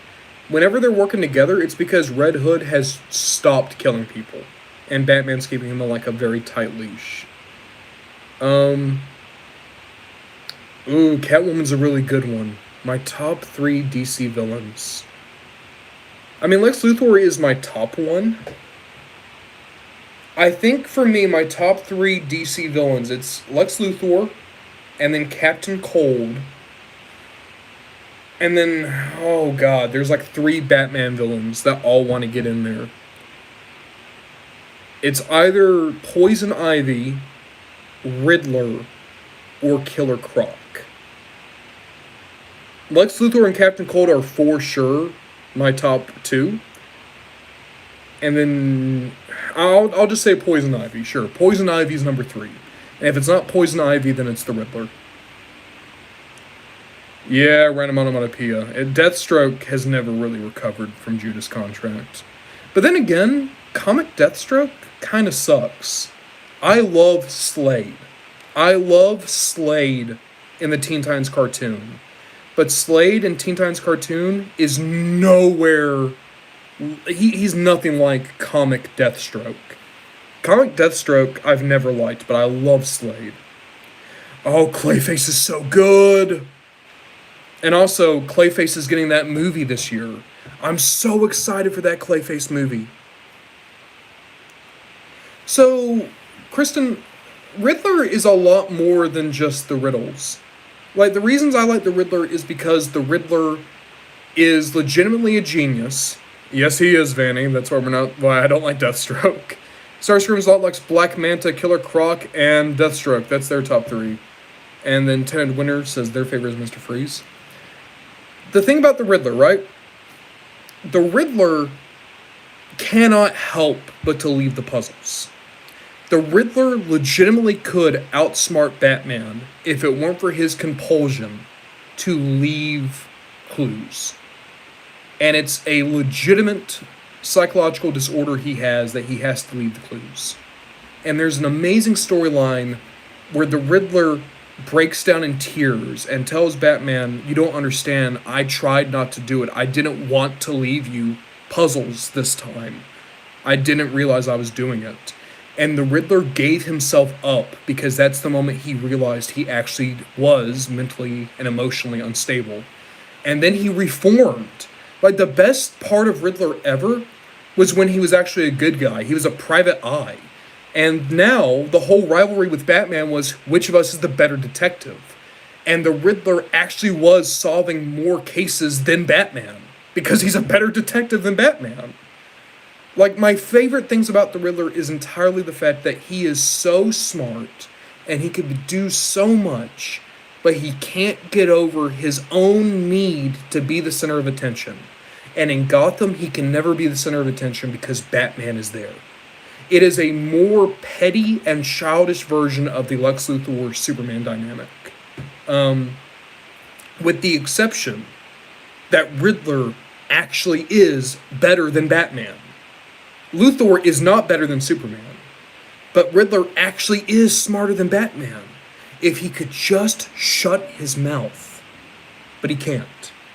And that's his biggest issue. And I love that. That is such an amazing thing. And also, Queen Stoge is right. One other great thing about the Riddler, Riddler knows who Batman is, but refuses to tell anyone because then he'd be giving up the answer to the ultimate riddle. Another great thing about the Riddler, go back to the Batman 66 show. Frank Gorshin was the star of that show. He had more appearances than any other villain in that show, the Riddler did. And when they did the Adam West Batman movie, the one where the whole thing was like, never before have all Batman's villains been working together. And it was Penguin, Joker, Riddler, and Catwoman. The Riddler is the leader. There is literally a moment in that movie where the Joker grabs the Riddler and is like, "You're mad, Riddler!" And Riddler punches him and says, "I might be mad, but I'm also winning!" Frank Gorshin Riddler is so good. And that's what the Riddler is. He's the one that even the other Batman villains think is insane because of his need to leave the puzzles. But then he is also the only one that doesn't kill. He's also the only one that's just in it for the money more often than not. But then there's also the added part that the only reason he does any of this is because he needs to prove he's the smartest. I'm sorry, now I'm on my Riddler bullshit. I'm sorry. Oh god, you're about to find out some very embarrassing RonBonDujon lore. I did a video making class in high school. And the final thing I did was I took the Riddler's song from the Adam West show, and I lip-synced it, and edited it, and I dressed as the Riddler to do it. And it's the single most embarrassing thing I've ever friggin' made. But that was my thing. I've never had a crush on the Riddler Starscreams a lot, but I've always wanted to be the Riddler. Like, if I could be one comic character in a show or movie, I'd want to be the Riddler. so much. Yeah, Matt Prime, that new Power Station Transformer shot looks so cool. I hope you're able to go. Um, and also, I saw someone ask this. Yes, the Riddler became a good guy for a little bit. He became a private eye. It was during the Batman Reborn time. It's when Dick Grayson was Batman. Well, it was good to see you, Bro Taku. Thank you so much for coming on. Um, what an amazing run, too. My favorite Batman run of all time was that Grant Morrison Batman Reborn run, where it was Dick Grayson Batman, Damian Wayne Robin, Joker is kind of an ally now, the Riddler is a private detective. It felt like all of the older Batman characters had a shot in the arm and a new identity and new ideas, and then the new 52 happened and we went right back to normal. And it sucked because they were doing such cool stuff in that Batman Reborn storyline. Mon makes a battle for the cowl in Transformers would be really cool. Like all of the potential successors to Optimus.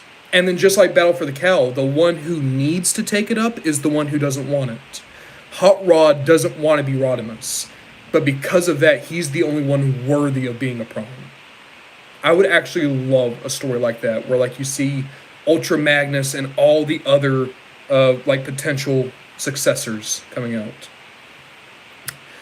Star screams a lot. I've only read a little bit of the Absolute Universe. Absolute Wonder Woman is incredible. Absolute Martian Manhunter is maybe the best Martian Manhunter run ever. Absolute Batman's fine. I don't dislike it, but it's also not one of my favorites. But hey, I'm still reading it, so it's doing something right. Absolute Superman's getting better. Absolute Green Lantern is getting better. Really don't like Absolute Flash right now. Absolute Flash is so friggin' slow.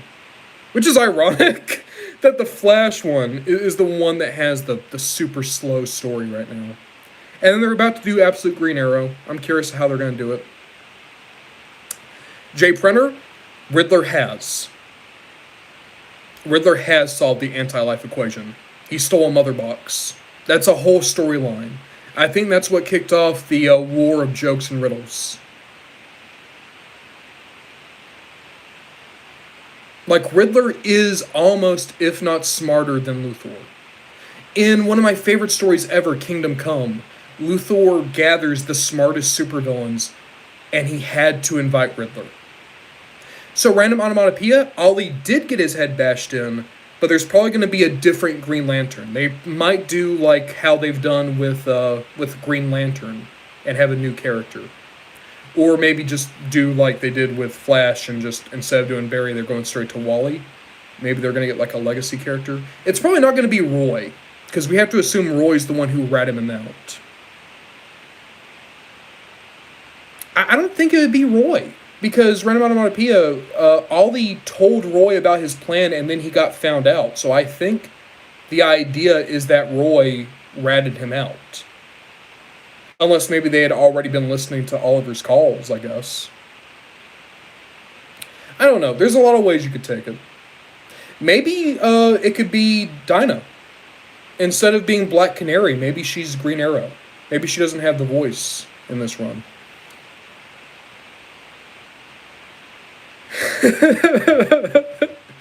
So, Vanny, it's very rare for Lex Luthor and Riddler to interact. But, oh my god, every time they do, it's magic. Starscream's a lot. I'll try Gundam at some point. Because they're fun model kits. I have put a few together. It's literally just I don't dig them that much as characters. Because I don't know them as characters. Well, what am I saying? They're not characters. They're mech suits. The characters are the dudes driving them. But okay. It's time to get to one of my favorite Batman villains. And someone was asking me earlier, my favorite Killer Croc is just the dude who kind of has a bad skin condition. Oh my god, Queen Stodge, that's such a cool way to look at Absolute Wonder Woman. I've never thought of that. But also, like, god, I also love the Little Diana comics at the end, where you just see, like, her wholesome-ass childhood with Cersei. Yes, Mon makes! That's what makes Killer Croc my favorite, is entirely the I threw a rock at him. And then it wasn't even him, it was Batman in disguise. But another great part of Batman the Animated Series is there was an episode where Killer Croc is on the run and he gets picked up by a traveling carnival that has a freak show. And they legitimately accept and love him. But then he falls back into his life of crime. And it's, dude, it's sad. It's sad. I love Killer Croc because he's not smart. He is legitimately a friggin' idiot. But he's an idiot who was abandoned by people and judged literally because of his skin. And he can't escape his life of crime. Like, he does bring some of it onto himself, but only because for decades it's been forced onto him. I really like Waylon. I really like him. I think he's cool. I don't know. Big monster Killer Croc doesn't really do it for me, because I think it's so much more interesting when he is still a man. But people have mistreated him for so long that he's kind of forgotten that himself. And yeah, every time he's ever tried to go good, he's, it's kind of blown up in his face. It's never worked. Let's open him up. Oh, wait a minute. I want to see what his gimmick is. His gimmick is literally just, I can throw Batman. Or he can also hold his pet crocodile by the tail. Okay. Mom Makes, are you talking about the Gotham silent movie serials? Or was that the comic that you're talking about? Phobia. Hey, look, I'm number 1. God. As a kid, I never liked this Killer Croc because I always liked him with the green. As an adult, I actually really prefer the gray skin on animated series Killer Croc. Entirely because, you know, it's a skin condition. Here, let's get a Batman in here. Come on, Batman. Come on, Batman. This one's a lot bigger than the animated series Batman that this Killer Croc was made for, but he still fits in. He still works. Yeah, look at that. So happy together. I don't like they didn't paint his pupils in. Or his tongue. I'm just noticing that. They didn't paint his tongue in, but the pupils bother me more. Because I'm weird like that. Good toy overall. Good Killer Croc. And then you got this crocodile, which is made out of a soft rubber. Looks nice. And then just bada-boop. You're my friend now. We're eating soft tacos later. There we go. You go over there next to Lex Luthor Killer Croc. Such a good figure. Yeah, you can already see. You don't need the feet pics to know that that's Clayface. We're going to get to him soon.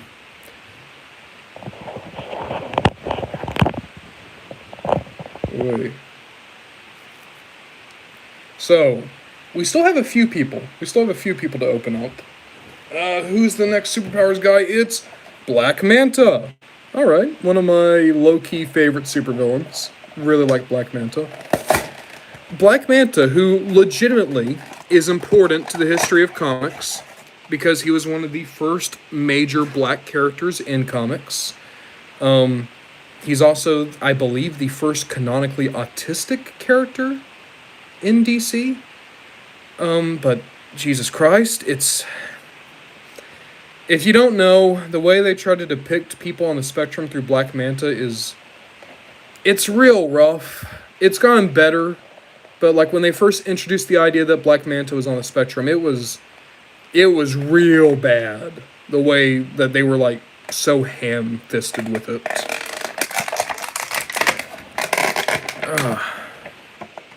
Still a cool toy. Still great. Still a great character. Because here's the thing, like, you want to know who else has a really rough history of representation? Wonder Woman. Wonder Woman, whose weakness for a long time is, I can't be tied down by a man. Quite literally, can't be tied with a rope.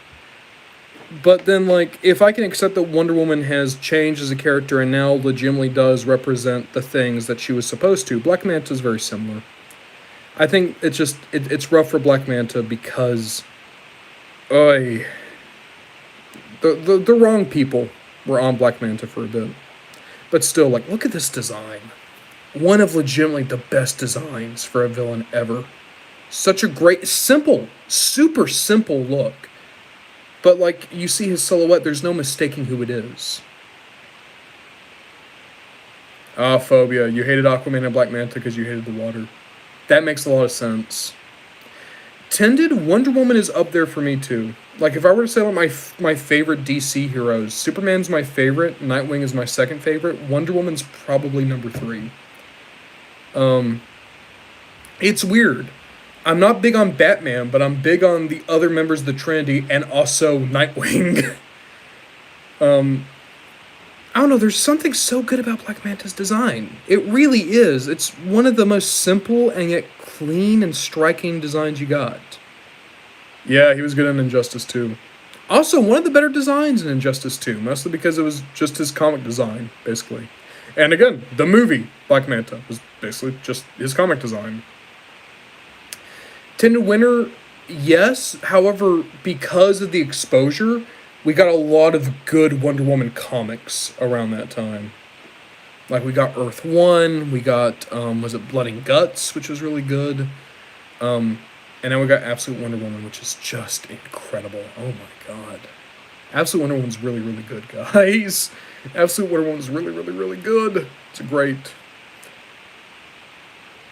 Sub-Zero was in Injustice 2, wasn't he? I thought him and Scorpion were in Injustice 1, but no, only Scorpion in 1. And Injustice 2 had Sub-Zero and Raiden, that's right. Oh, Raiden was a weird pick. Oh, Injustice was dog shit. Injustice was dog shit for Wonder Woman and Superman and Aquaman. God, who was good in Injustice? Harley?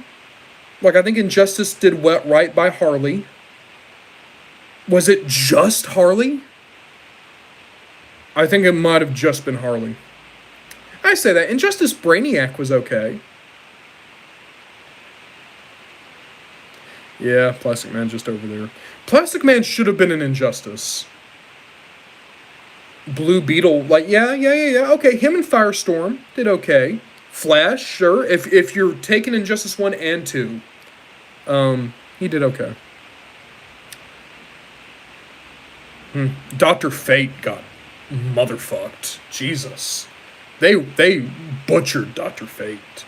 The butchering of Dr. Fate is almost as bad as the butchering of Wonder Woman. I say it.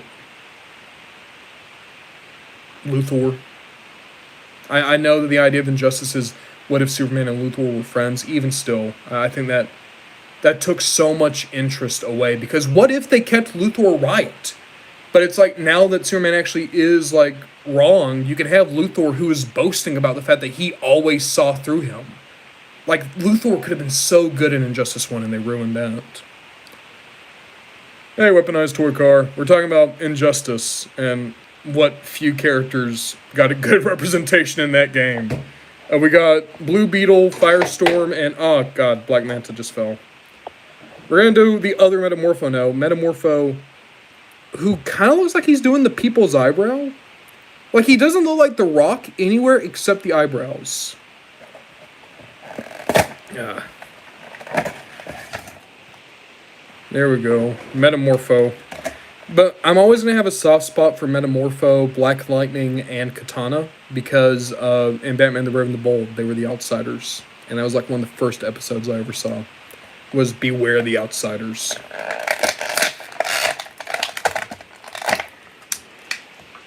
Bro does look a lot like Mr. Clean. Jesus.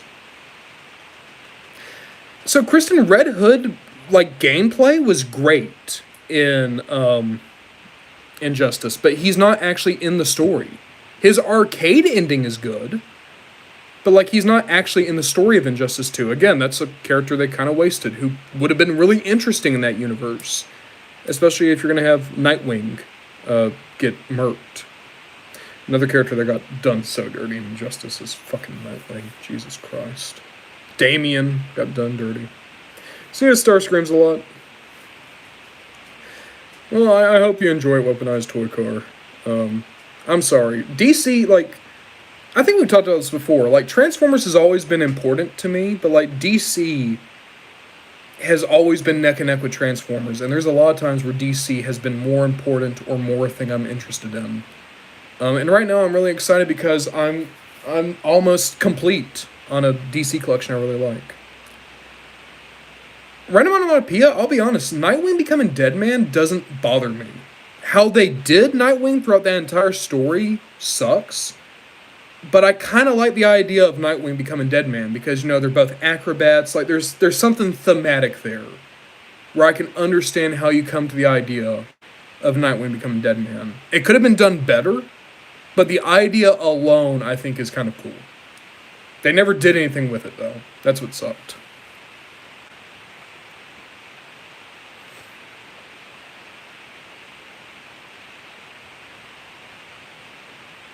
Yeah, Mom makes. I mean, to be fair, made by the same company, right? NetherRealm. Yeah. I think I prefer movie Metamorpho to this Metamorpho. Like, granted, very different ideas and looks, but just as a toy, I think I prefer this Metamorpho. At the same time, though, it's like, you can't put this guy with your comics. He just doesn't look right. Red or Blue Sentinel? Blue Sentinel, because my favorite Sentinels are animated and Transformers 1 Sentinel. But, like, Red Sentinel is still cool. I don't think Dark of the Moon Sentinel or IDW Sentinel is as cool as animated or TF1 Sentinel. Onomatopoeia, I know a lot of people who go to bat for the Injustice comic. I hate that too. I think the comic's just as bad, if not worse.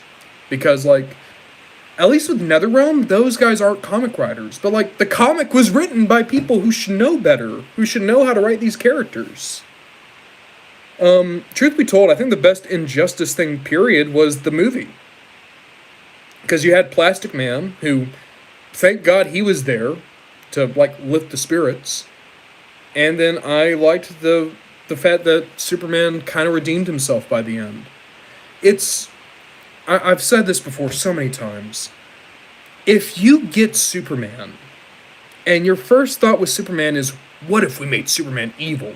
You're a fucking hack. You're a fucking no-talent hack. There's nothing less interesting than evil Superman. There is nothing less interesting, more overdone, more obvious, more dog shit than evil Superman. Evil Superman is so dumb. The thing that makes Superman so amazing and endearing and important and interesting is his heart, his sense of right and wrong, his morality, his humanity. If you take all that away, there's nothing interesting about him. But then you got all these fucking hacks who think that they've added so much depth to Superman's character because surely someone like Superman would do this. No, he wouldn't. That's what you would do because you're a little person. Because you're tiny and you're fucking dog shit. Like, I've lost loved ones. I've lost partners. I've lost partners in ways that I would argue are worse than how Injustice Superman lost Lois Lane. But you want to know what I never became? I never became a friggin' dictator. I never started killing people. The idea that I'm stronger than Superman is stupid. Like, how dumb are you to think that I'm more emotionally mature than Superman? God. I hate it. I hate it so much. I hate the idea of evil Superman. Now, there are cool characters that come from the idea of evil Superman. Like Omni-Man. Omni-Man's great. But if the only thing your character has going for it is powers of Superman but evil, you're a moron. That sucks.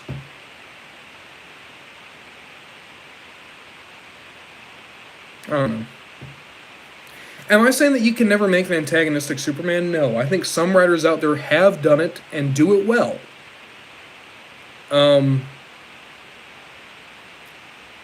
But I think that there are some... Like, I'm trying to think, like, what are good evil Supermans? He's not evil, but a morally gray Superman is Red Sun Superman. Like, he's really interesting. But even then, that Superman, at his heart, is a good guy. The whole point of that story is to show why Superman would never take power, because he is too noble for this world. and then like maybe Justice Lord Superman. But even then, I think that Justice League, as much as I love the Justice League cartoon, I think they had no idea how to write Superman. I think for all the good work they did on Wally and John and Hawkgirl and Martian Manhunter, I think they really missed the boat on the Trinity. I think Batman got off better because at least it was Batman the animated series Batman, but I think the Justice League cartoon really dropped the ball with Wonder Woman sometimes and Superman almost all the time. Like, I don't think the Justice League cartoon actually understands Superman. Like, do you remember that episode of the Justice League cartoon where Mongol puts Superman into his dream world, and his dream world would be if Krypton didn't blow up? You've messed up. You've messed that. That's not Superman's dream world. It's not. His dream world is him back in Smallville with Lois being a normal person.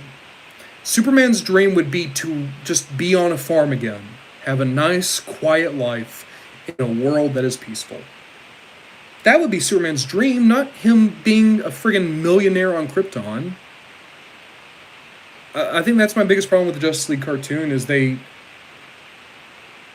focus a bit too much on the idea that Superman is the alien as opposed to Superman the human. There's also a lot of times where Superman's just a friggin' idiot in that cartoon. And he is. He's a dumbass in a lot of that cartoon. Boy, I'm sorry. I'm ranting now. My apologies, guys. Like I said, I really like DC. I have a lot of opinions on DC. Because DC is like my bread and butter. Someone mentioned Clayface earlier. Look at him. God. I don't like the metal stuff, but if it means that I get to have this good looking at Clayface on my Kenner shelf, like, hell yeah. So, like, the gimmick is pretty obvious. He can just launch the ball. It's pretty decent.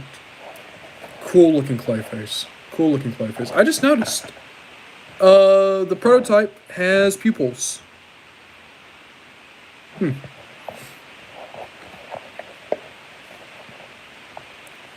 Yeah. Are you guys excited for the Clayface movie? I'm so excited for this Clayface movie that's coming out. Because this is going to sound so dumb.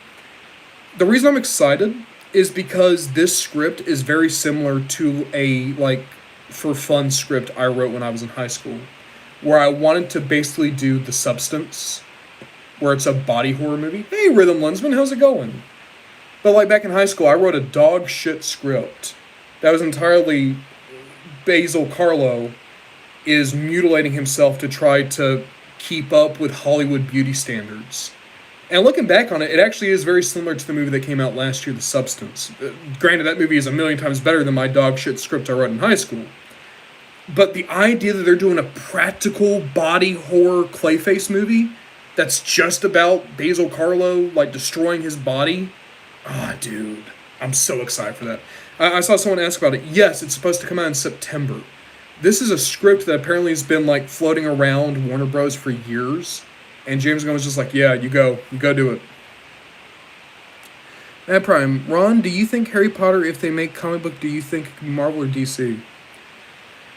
I mean, if Harry Potter had a comic book, it would be DC, because Warner Bros. I like Metal Gear. I've never played Metal Gear, but everything I've heard about Metal Gear is cool. But yeah. I'm almost positive that if they did a Harry Potter comic, it would have to be DC, entirely just because Warner Bros. Owns them both. Spider-Dad, I don't think I can convince anyone that I came up with The Substance. 2004 Clayface is really good. The Ethan Bennett Clayface. Like, you know, obviously it's taken a lot of notes from the Batman Two-Face dynamic, but that was a good Clayface. But my favorite Clayface is always just going to be failed actor. So this Clayface is very weird. He is very squishy and rubbery. He feels a lot like a dog toy. And I'm not saying that in a bad way, just that that's what he feels like. He feels like a dog toy. But I kind of love that because he feels like clay. He feels like clay that is just slightly drying. Phobia, my favorite Seekers are Thundercracker and Skywarp. Mom Mix personally prefers a more humanoid Clayface. I get that, but I always prefer a more, like, melty Clayface, just to show, like, how far gone he is. I think that's interesting. He's standing okay. I was worried that he wouldn't stand all that well. So, Taz, I do like some of the New God stuff. I do think that a lot of the New God stuff is just a bit too friggin' weird for me. I think it's very clear that no one wanted to tell Jack Kirby no. That said, Darkseid is an amazing antagonist. Mr. Miracle is always a ton of fun. Him and his big wife, Big Barda. Mr. Miracle just walking and be like, I love my wife, guys.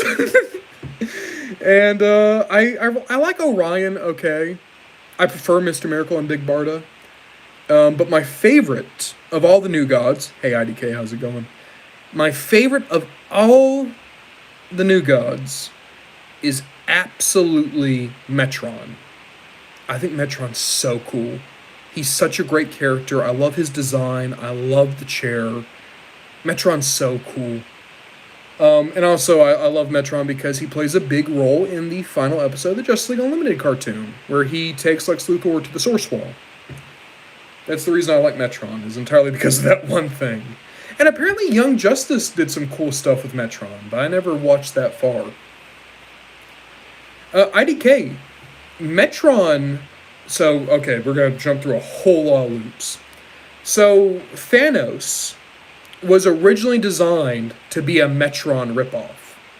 I can't remember who the writer was, but whoever wrote the original Thanos story wanted to do their own version of the New Gods, and eventually the only design that stuck around was his ripoff of Metron. And then eventually that design just kept changing until eventually we get to Thanos. A lot of people assume that Thanos is a Darkseid ripoff, but no, he is a Metron ripoff. That's something. It's weird because Thanos kind of ripped off Darkseid, but then DC ripped off Thanos with Mongol. And Mongol sucks. Mongol is the... Dude, Mongol. I can't think of a single time I think Mongol has been cool in the story. Every time I've seen Mongol, I just think of so many cooler villains that they could have given that role to. Like, any Mongol story could have just been Kalibak. Like, not even Darkseid, but give that story to Kalibak. Let him do something. Fuck it, give it to Steppenwolf. What's he ever done in the comics? Yeah, DC and... Oh, I mean, you gotta think, IDK. DC and Marvel also share a ton of writers and artists. So I think it's a lot more just a writer is like, man, I really liked working on this character. I want a character over here that's like that I can keep working on. I think that's why you get a lot of that. That's definitely why Jack Kirby ripped himself off countless times. Oop. Alright. Okay. We still got a few people to open. Let's, ooh! From McFarlane, we got Batman Zur-In-R. So, really? Did Usagi died in Teenage Mutant Ninja Turtles? That sucks. Zur-In-R. So back in the Silver Age, this was the Batman of Planet X. This is an alien superhero that just also happens to be Batman. But in recent years, this is basically Batman's subconscious. And when he lost his memories, he turned into this more insane version of himself that keeps calling himself Zur-In-R. And it eventually turns out Zur-In-R, it's because when his parents took him to see Zorro, he heard his dad say, Zorro's pretty cool, but he could never exist in our real world. They would put someone like Zorro in Arkham. Zorro in Arkham. Zor in Arkham. Zur-In-R. Zur-In-R. That's how we get it. It's kind of dumb, but also kind of brilliant. I honestly like that. The idea that, like, Batman's trauma has turned into something as silly as Zur-In-R. Ooh. Also, for anyone who doesn't know, that's the reason why Batman became Batman. His parents died while taking him to see Zorro. And, God, this is so funny to me. almost every version of Batman, Batman has modeled himself after a hero or a movie character that he liked as a kid. So for Batman the Animated Series, it was the Gray Ghost. And the Gray Ghost is just in universe very similar to the 1966 Batman. But then for the comics, it's always been Zorro. Batman models himself after Zorro, which is why he has the cape and why he's black and gray and why he sometimes sword fights. I don't know. It's something I've always liked about Batman, just the idea that he is not all there. Oh, Mike Pollock as Long Haul would be so funny. And yeah, Blue Beetle's there. He died earlier. Yeah, I never thought about that. Bumpa Chicken Optimus and Batman Zur-En-Arrh would look very fetching together. Oh, here, you like...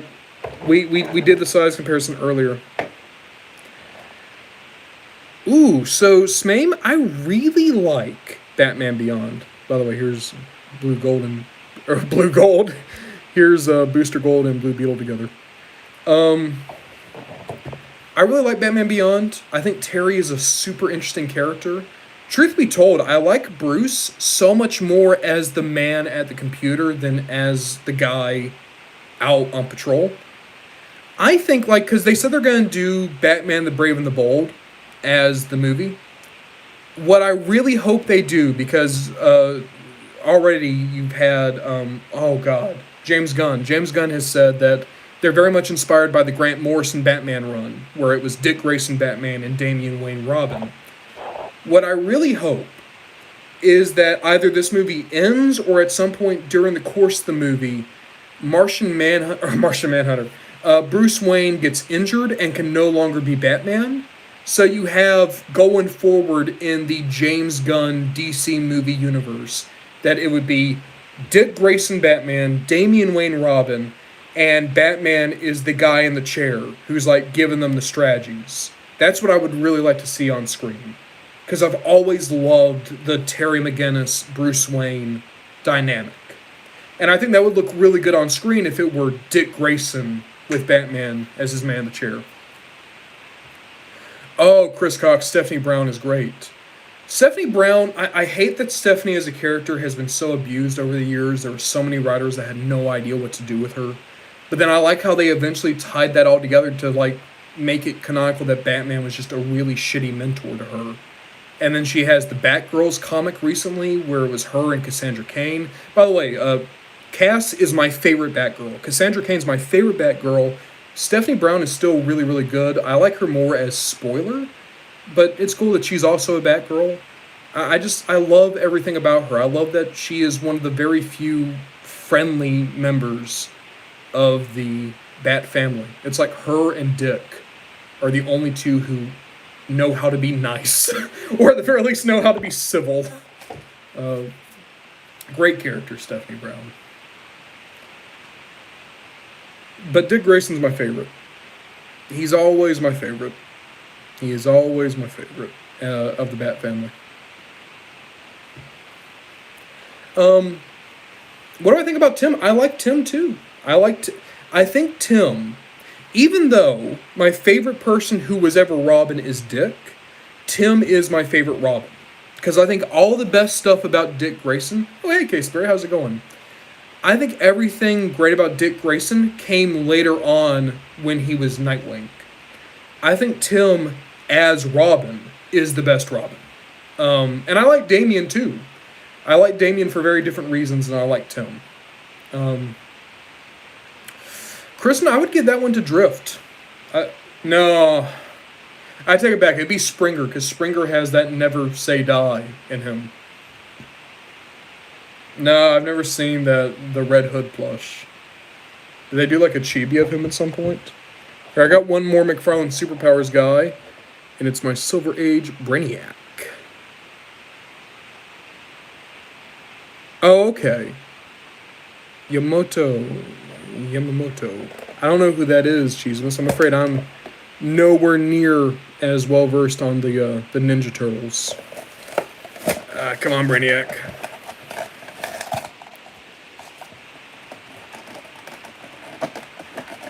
Okay. And then we got Brainiac. I'll be honest, I've never liked this design for Brainiac, but also this is. I mean, I could have gone the Superman the Animated Series Brainiac, but I don't like that design for him either.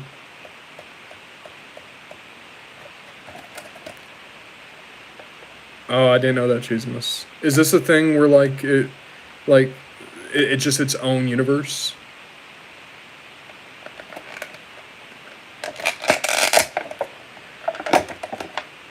So, Chris, I agree with you, but I also, if anyone ever has to take up the role of Batman, really, I think it should be Cassandra. Like in the comics, Bruce has even said that Cass should be the one to supplant him. But if it had to be one of the former Romans, I think Dick would is the best.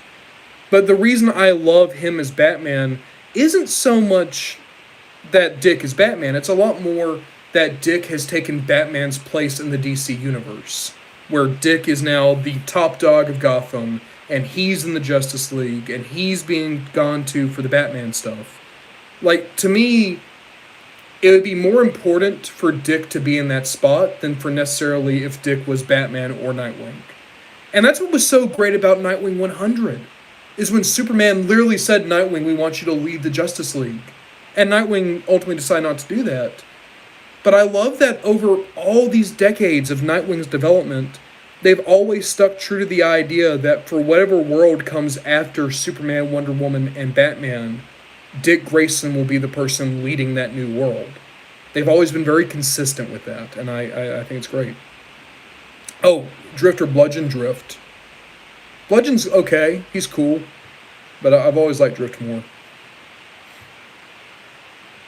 Yeah, this is Silver Age Brainiac. Well, because Brainiac used to be just a straight up alien who was made by a computer, but nowadays he's just a computer. I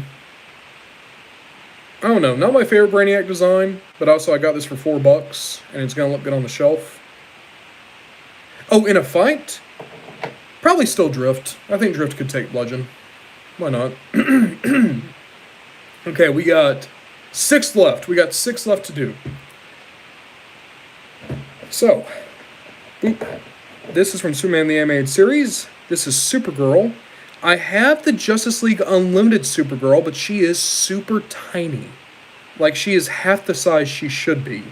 So I got this Supergirl in space armor, more just so I could have a properly scaled Supergirl. So, let's go ahead. Well, who else could you have gotten in this line? I mean, there's a Superman, and another Superman, and... Oh, Metallo. Metallo was in this wave. I forgot that animated series Metallo looks like such a nerd.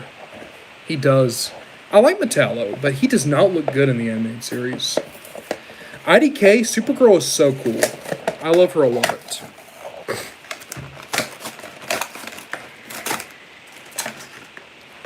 Okay. So, who's won the fight, the DJD or the Wreckers? I think the DJD. Because I think the DJD could absolutely take Overlord, and Overlord nearly killed all the Wreckers. Bacon, are you just talking about, like, random DC stuff?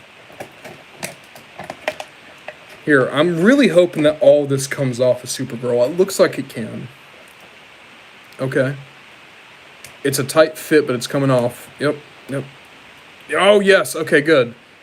So now I can finally have a proper Supergirl in my collection. How well does she scale? Please tell me she scales well.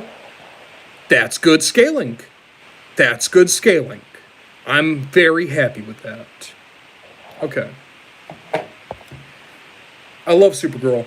Supergirl is such an interesting character, especially if you're talking specifically about Kara Zor-El. Oh, Kristen, if it's every single one of the Wreckers at once, that's like 500 dudes. The Wreckers would win.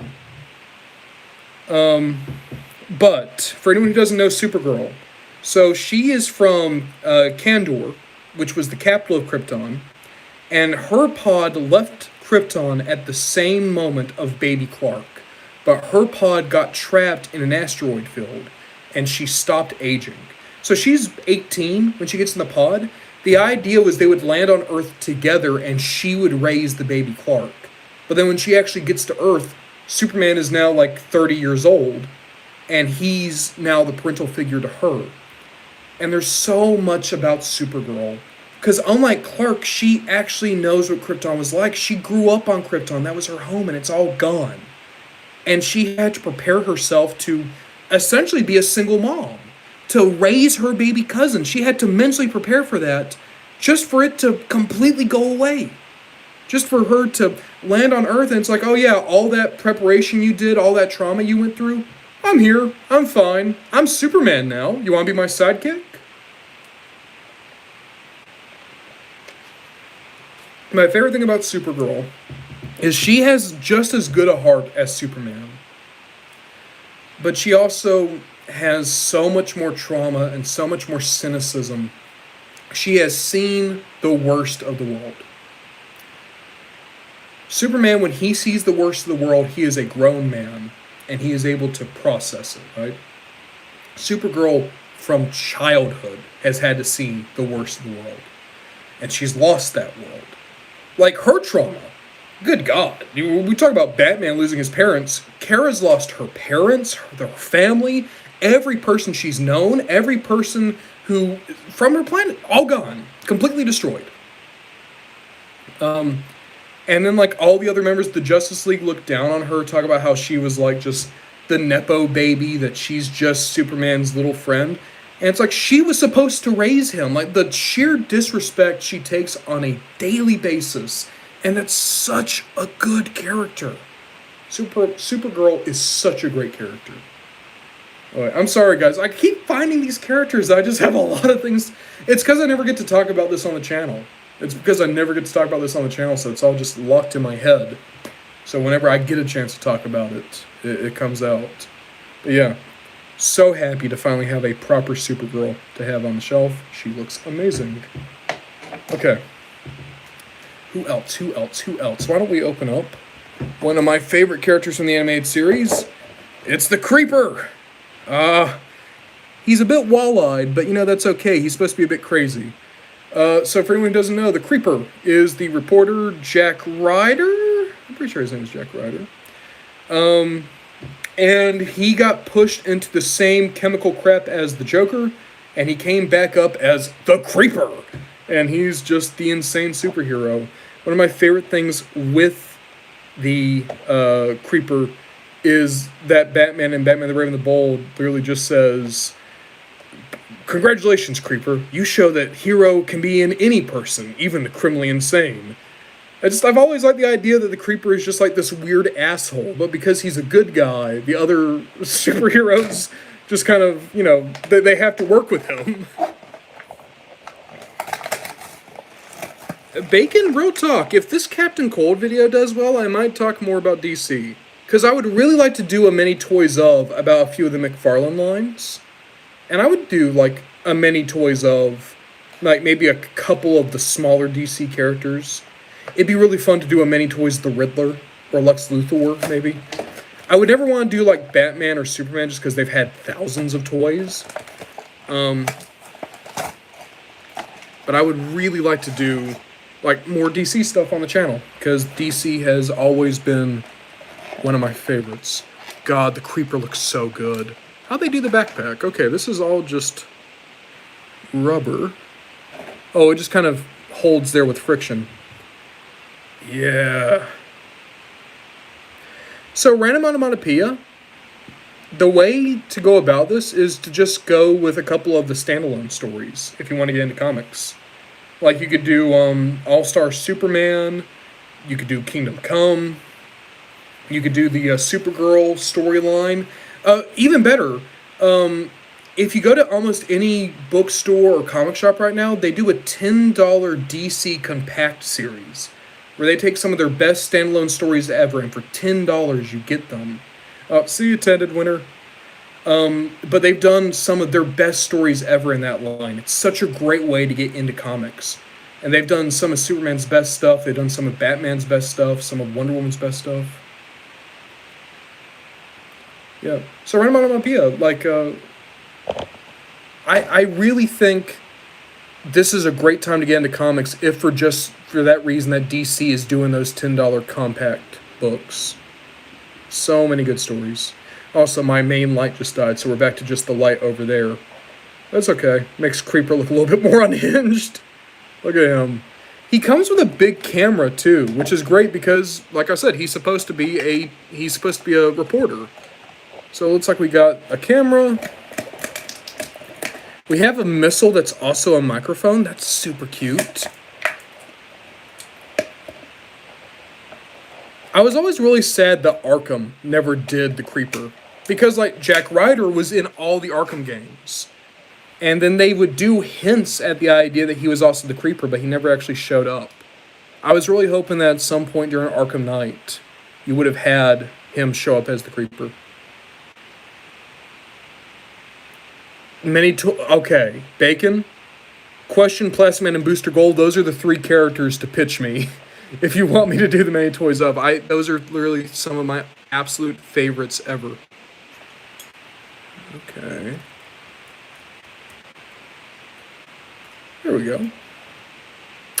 Taz, I never really did much of Vertigo. The only Vertigo thing I really ever read was the Uncle Sam miniseries, which was fine. Uncle Sam's a bit too cornball for me, but like, I know a lot of people really like his Vertigo run. Creeper has a hard time standing up with the plumage, but he can do it. Man.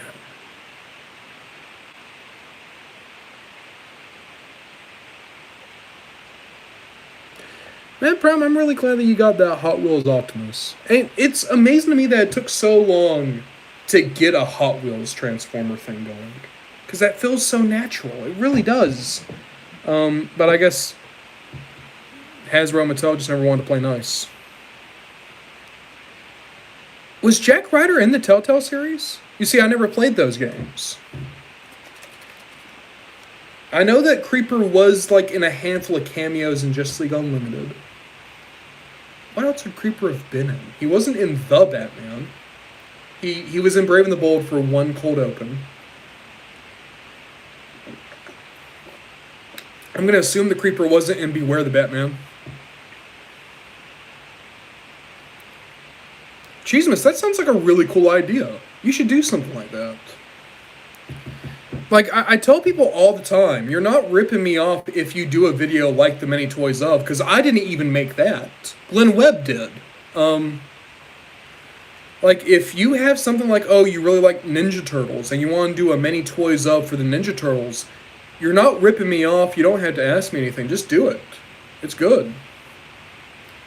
Oh, I do love Doom Patrol, Taz. I do love myself some Doom Patrol. Of course, Hellblazer. Everyone likes Constantine. I remember as a kid, it was really hard for me to understand that to get Constantine, I had to get Hellblazer. Because I confused Hellblazer with Hellraiser. For years, I thought those comics were about Pinhead. Alright, it's time to finally open up this Catwoman. It's a shame I got this Catwoman because I was like, this is going to look good with the Kenner guys. And then I got the Kenner Batman Returns Catwoman. So now this Catwoman's kind of superfluous, but it's still a good-looking Catwoman, and I got her for $3. So, you know, I'm not complaining about this. Truth be told, I don't like purple Catwoman. I think Catwoman looks great in purple if she's doing, like, the Golden Age dress. Oh, Queen Soja, I absolutely can. Let me get this Catwoman out. There we go.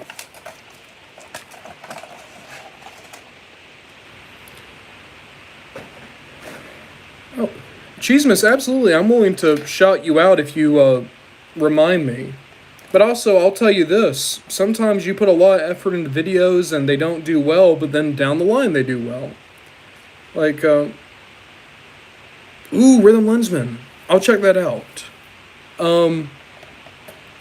I don't know if a lot of people realize this. I was like 4 or 5 episodes into the Many Toys Of before any of those videos cracked 100 views. Many Toys of Soundwave and Many Toys of Alita 1 both had like 15 views for weeks. And then Knockout was the first video that like got a lot of views. Well, that's the thing about YouTube, is sometimes you just got to put a lot of time and effort into a video that doesn't do well in the hopes that maybe someday it will do well. That's what I keep telling myself so I don't cry at night. So, Kristen, the thing is, every character I can think of probably has been a wrecker at some point. Stephen Harper's a fun. That's a pretty fun duo. Wow, yeah, I just completely blanked on a word there. Okay. So, decent Catwoman. Let me go get the Kenner Catwoman. Here, can you stand up? Can you stand up? Brother Lensman, thank you for just being cool and being in the community. Like, your stuff is great. I think that you should pursue it. I mean, like, every time you show your customs off, people dig them. Like, that's what I keep telling people, is there's so many people who will, like, put reviews and stuff in my community page, and all I can think is, like, if you're gonna put work into something, don't put your work on something that's only gonna help me. Because if you put something on my community, that's great, and I'm super happy to see it. But, like, also put it on your channel, put it on your social media stuff.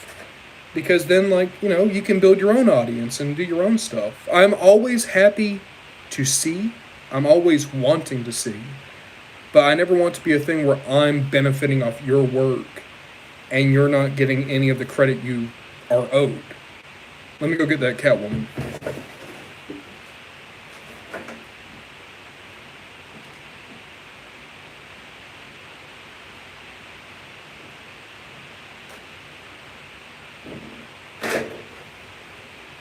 Okay.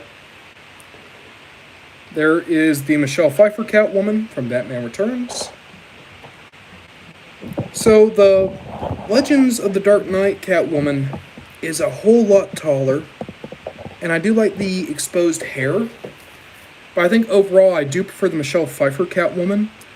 They both have a really hard pose in that they have, like, the stepping forward. It's really hard to balance. Rhythm Lensman, that was to you, but that was also, like, to anybody. Because, like, there's some people that will, like, post toy reviews in my community, and it's, like, just a text toy review. And I see that, and all I can think is, man, you have so many great talking points and great thoughts. Why not make a video and put it on your channel?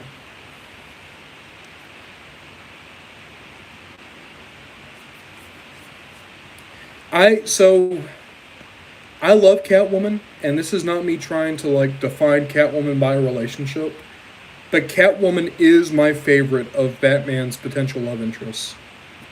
I hate Vicky Vale. I don't like Talia.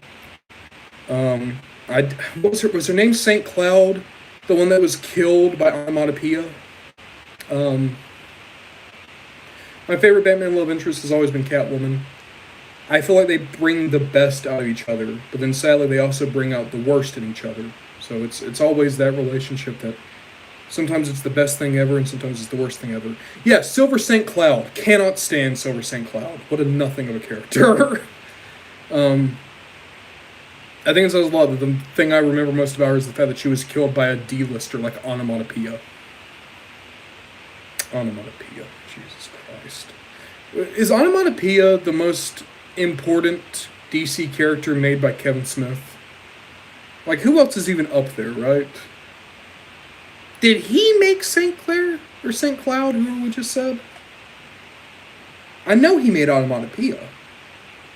I know because he had a unbelievably offensive way of describing the character that used a whole lot of slurs. Oh. Yeah, that's the tough thing about Catwoman, is a lot of her toys just aren't great.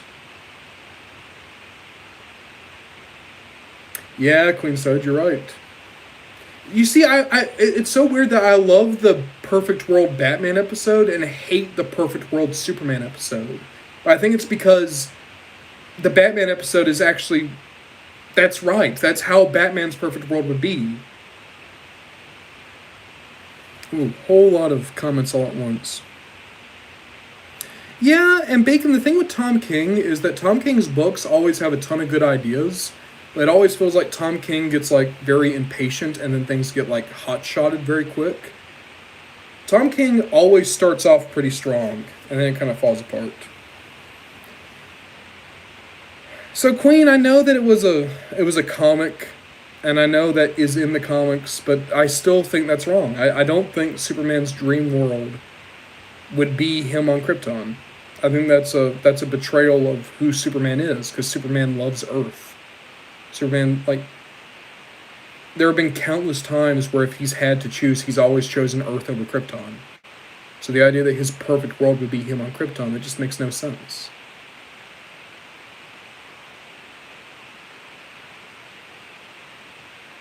Named was a Street Former Transformers. That'd be a short video, but it'd be cool. Okay. We got 3 things left to open. Oop. I get that, Rhythm Lensman. I just... If you ever feel comfortable doing videos or doing, like, social media, I think you should go for it, because your stuff is cool. Yamamoto... I can't even say that word, I'm afraid. My beloved. Cheesemus really likes that character. Okay. I'm trying to figure out who of these last 3 we're going to open. Catwoman's can go over here for now. So, we're going to open the other JLA figures I got. I got Superman Red and Superman Blue. Oh, wow, okay. So, for anyone who doesn't know, Superman has been split into his composite pieces a few times. Every time he's split in 2, he becomes Superman Red and Superman Blue, also known as Electric Superman. They've actually done McFarlane's of these guys. They did DC Universe Classics. They did Justice League Unlimited toys. There's a long way. They did 12-inch dolls of Superman Red and Blue. They're pretty cool. I think Superman Blue always looks a lot better than Superman Red. But I'm really excited to have these guys. And but I can justify that because these guys are a ripped apart Superman. Maybe they've just manifested in a really weird body. Oh no, they're not standing up. What else could I have gotten in this way? You could have gotten... You could have gotten Batman, Green Lantern, Flash, Huntress, okay, and Green Arrow. And then it looks like there's a little write-up here. Oh. Okay. Let's open this up. Many toys of Superman Red and Blue would be kind of funny. Huntress has never had many toys, has she?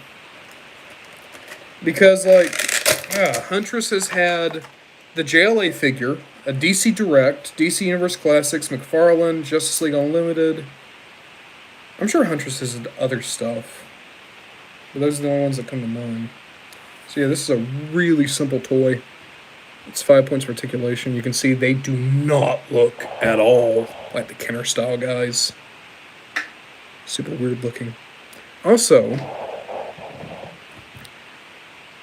I've always enjoyed the fact that Superman Red and Blue has very similar like headgear as Jor-El. It makes it look like they're wearing like a more Kryptonian style outfit around their faces. And also they come with display stands. Superman Red comes with a red one, Superman Blue comes with a blue one. So, oop.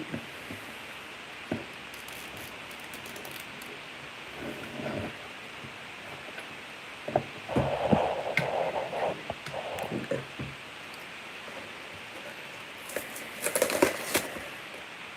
Who the hell is Dog Welder? Is that a thing? Why have I heard that name? I feel like I've heard the name of Dog Welder before.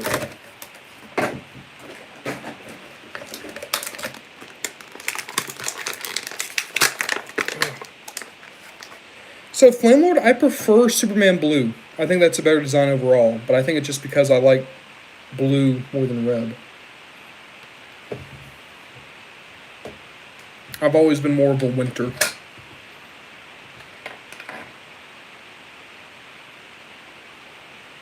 Yeah, Chris, that movie had an okay Huntress, an okay Black Canary, but Renee got done dirty, Cass got done dirty.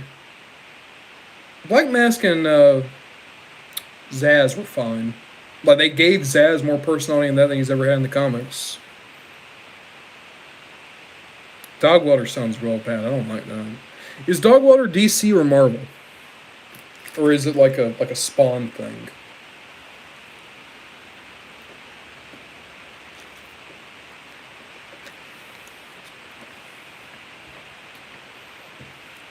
Ah, of course it's DC. I'm not gonna lie. If it turned out to be Marvel, Chaos Spirit, I don't know if any other member of the DJD is ever gonna get a figure. Because I used to say Voss because you could play him in core class, but now there's no core class. And I don't think they do Kaon because he turns to a chair.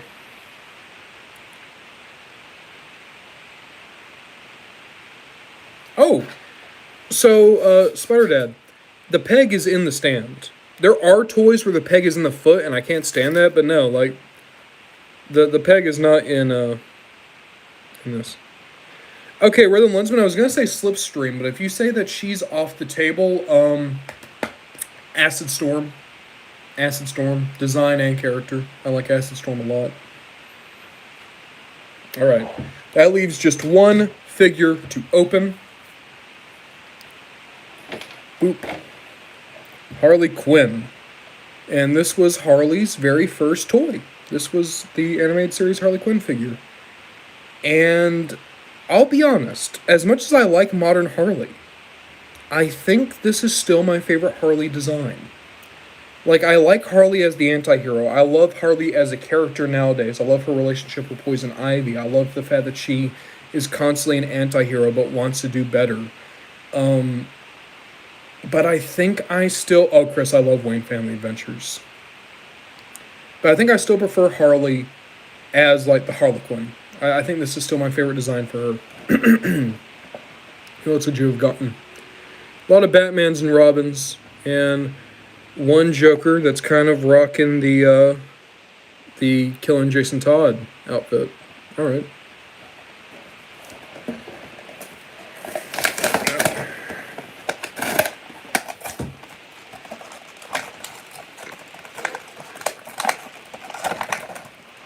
Okay. We got Harley.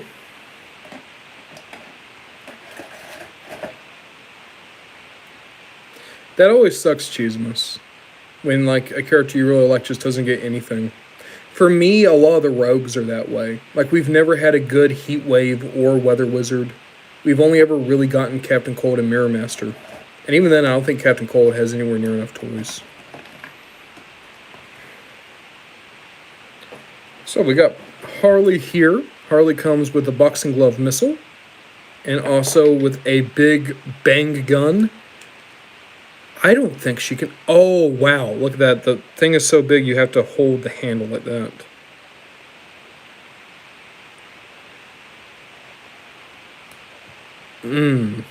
That's not a great fit. I don't like that at all. I think I like Harley just by herself. So we got Harley. Stand up, Harley. She has a real hard time balancing. Okay, and because I knew someone would ask, there she is with Poison Ivy. Is that right? Is Harley taller than Ivy? I don't mind that. I've always assumed Ivy would be taller than Harley. It looks good. It's not a bad scale at all. It just, yeah, that kind of surprises me. Here, why don't we go full Gotham City Sirens, and we will put Michelle Pfeiffer Catwoman with them. Stand up, Catwoman. There we go. All right. Looks decent. Looks halfway decent. Looks all right. Admittedly, Michelle Pfeiffer Catwoman looks very weird next to those animated series, Harley and Ivy, but you know, that's what we're doing here. It's a shame they never did an Oracle in this scale. Oh, okay. Okay, so you got Booster Gold. Michael, they've done both. DC Universe Classics did Schroeder. No. They did McCullough, and then McFarlane did Schroeder. Rhythm Lensman, a big part of it is just I don't think I have an audience for that kind of stuff. I've made videos about other things I care about in the past, and they just have never done super well. Like, at the end of the day, I'm a Transformers channel. That's what people come to me for. Are there times where I kind of regret that? Sometimes. I still like Transformers. It's like... Yeah. Oh, see you, Cheesemas. I don't know. It's not that I don't want to make other things. Yeah, I did a wrestling video, but the wrestling video also did, like, pretty bad view-wise. That's the thing, is, like, if I make videos about other things, I probably want to do rambles, just because those aren't, like, super heavy edited videos. The more time you spend on a video, if it doesn't do well, it makes you feel kind of bad. And you know, there are some videos that turn around. Like, I did the Pantheon video, and at first that was a real bad performing video, but then it picked up. Like, over time, a lot of people went back to it. But then there's some, like, my Santa Maximal video just didn't do very well. My FNAF Armada Decepticon video did really poorly for, like, how well I was hoping it would do. Kristen, you're actually close to something. This month I'm doing which Pokemon would the Beast Wars cast have, because this year is the 30th anniversary for both Red and Blue and Beast Wars. That's going to come out at the end of the month. It's actually rendering right now. That's a big reason as to why we're doing the live stream, is I finished that video earlier than I thought I would today, and I had nothing else to do tonight. I would like to do DC stuff, but, like, I think I have to be... I have to, in some ways, be careful about going too deep in too fast. Like, I think what I would like to do, and this is an idea I've had for a long while, I'm actually still writing it. I want to figure out which of the human villains from the Transformers animated, like Nanosec and Slow-Mo and Angry Archer, I want to figure out which of the human villains have the best chance to stop Batman from Batman the Brave and the Bold. Like, I want to do a Batman versus the Transformers animated villains. I think that'd be fun. And then I want to flip that and do which Batman villains from Brave and the Bold have the best chance at stopping the Autobots.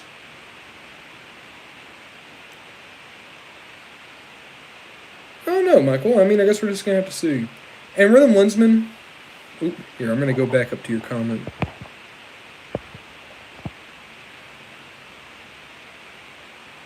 Yeah, and that's the thing, Lensman, is, like, I'm not saying, like, oh, nobody cares about me if it's not the Transformers. That's not what I'm saying at all. But I also think that, like, for a lot of people, the Transformers is the appeal. And I'm always super grateful that there's so many people who care about, like, my opinions and my personality. But, you know, my favorite director is Hayao Miyazaki. He made my favorite movie of all times, Kiki's Delivery Service, right? Well, when he did his most recent movie, The Boy and the Heron, I went in expecting an amazing 2D animated movie that would pull on my heartstrings and have amazing visuals. And that's what I got, because it was Hayao Miyazaki. That's what I expected of him. But if I had gone to that movie and it was Hayao Miyazaki talking about his hobbies, I don't know if I would have liked that as much, because I didn't go to the movie to see Hayao Miyazaki talk about his coin collection. I went because I was expecting this product from him. I think it's similar on the channel. I think a lot of people appreciate my personality and my opinions, but I think they also come because it's a Transformers channel. If they were to come to the Transformers channel and see something that wasn't that, I think that is a turnoff for a few people. And I'm not saying that, like, oh, I'll never do anything that's not Transformers. No, I want to do other things. But I also fully understand what the channel is. And I don't get upset about that. I don't regret that. I'm happy that people like my stuff. That's what matters to me. is that I have made videos that make people happy. And even if the videos I'm making aren't always the thing that I want to make, I always want to make something that will make someone out there happy. No, that's just the reality. Really, Lensman, I don't think it's just YouTube. I think that's just being a creative.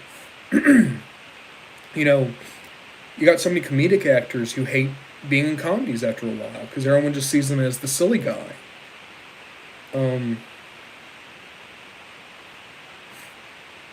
Like, I've gotten so many messages from people that have literally just said, like, hey, I had a bad day, but this video made me have a better day. Or people who have been in a really bad state of mind, and my videos help them kind of walk back from making a really bad decision.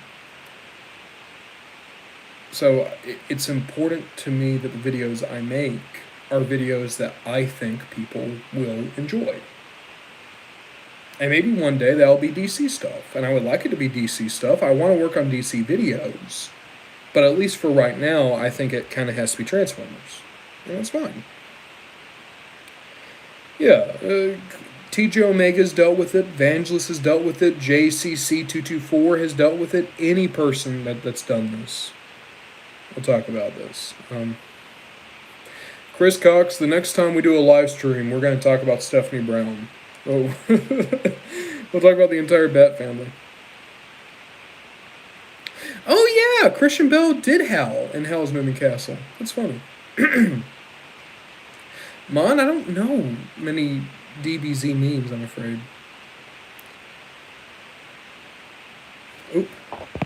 What's going on? So, Kristen, it's only Beast Wars characters for the Pokemon video. Maybe someday we'll do another Pokemon video, and then Whirl can be in that one. But it's only the Beast Wars characters for this one coming out. But now you got me to think, what Pokemon would Whirl have? I think... Because Whirl, I want Whirl to have a Pokemon that is, like, devastating, but also cute. Because I think that's funny. Devastating, but also cute. Or, alternatively, a really nasty-looking Pokemon that Whirl treats like it's a really cute uwu baby. Maybe like Eradicate? I kind of like that, actually. The idea that Whirl just has, like, Eradicate, that he puts a bow.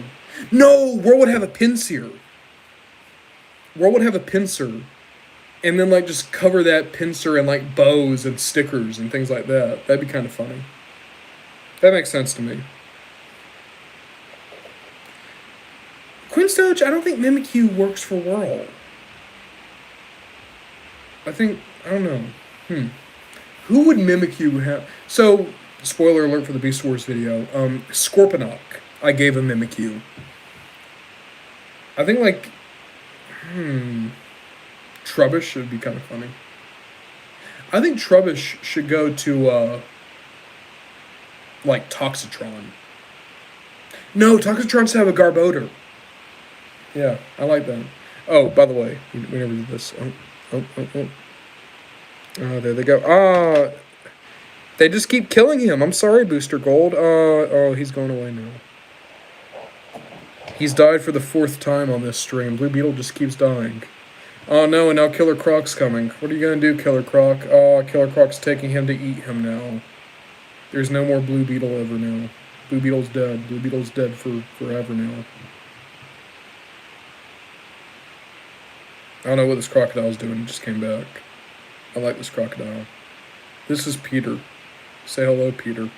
Oh. Yeah, this is how I know that we've been doing the live stream too long. Now that I'm naming the friggin' crocodile Peter. Real talk. It's kind of funny how many of the animated series figures came with pets. Because Scarecrow has a crow, Killer Croc has a croc, and Poison Ivy came with a big Venus flytrap.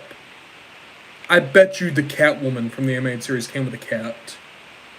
Call me crazy, I'm almost convinced that Catwoman from the animated series came with a cat.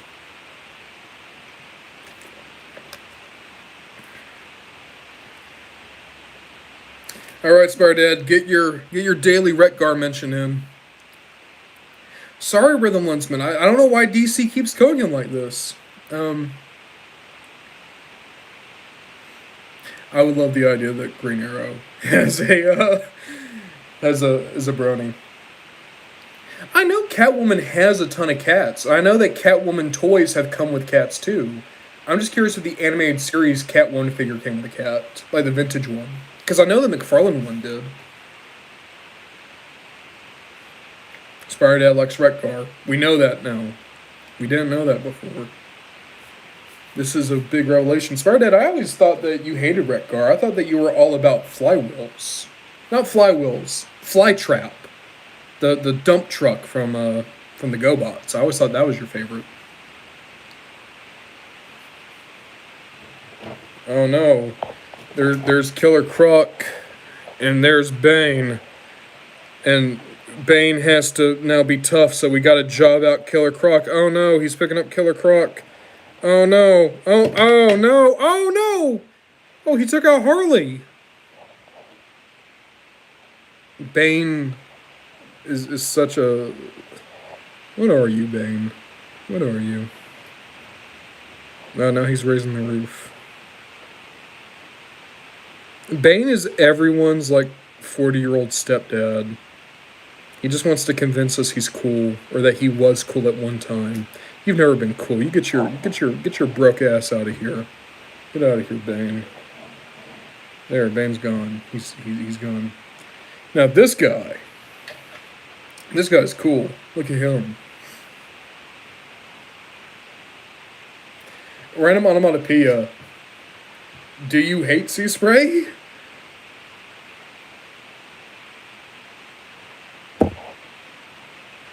That's what I'm saying, Rhythm Lensman. There's so many friggin' wreckers.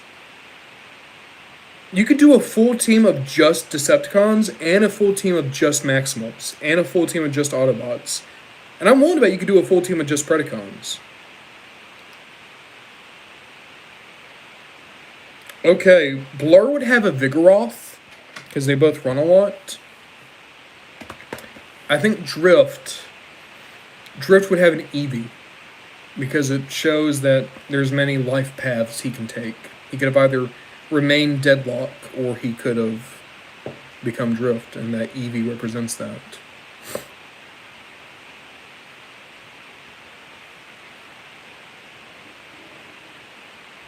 Spire Dad is officially dating Retgar. Eevee's a really good one, Queen. It's hard to go wrong with collecting Eevee. My favorite evolution is probably Umbreon, but Espeon and Sylveon are both really high up there too. There's a car that's really loud. It's going by right now.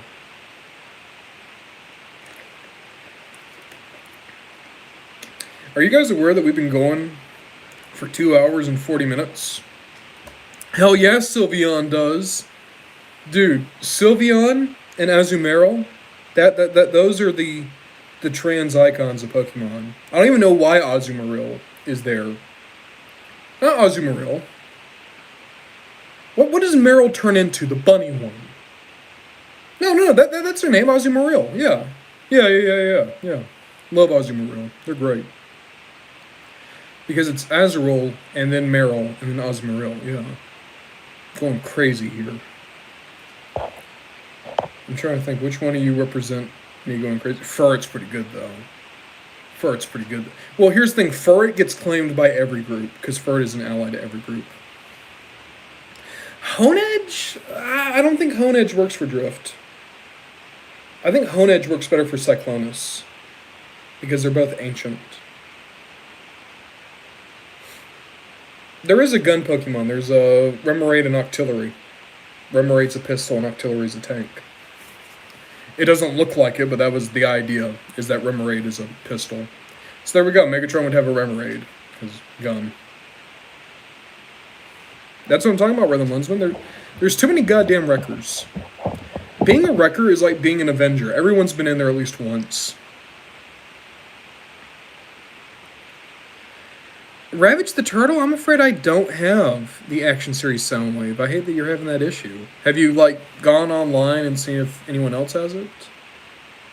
Vaporeon used to be one of my favorites. The internet ruined Vaporeon. I, I, I can't like Vaporeon anymore because every time I think about Vaporeon, all I think about is all the fucking freaks out there. I think about the freaks and then the people who won't drop the bit, and I don't want to be a part of either one of those groups.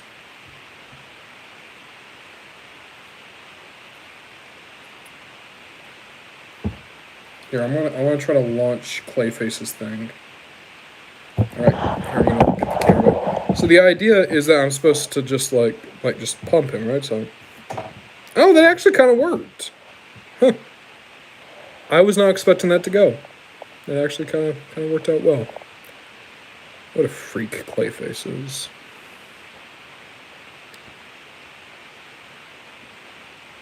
Ravage, you found Earthspark Soundwave? That's awesome. I still haven't found him. I found, oh no, why am I forgetting her name? I found the one that came with him. The Terran. Whose name is Hashtag. That's right, I forgot her name. Her name was Hashtag.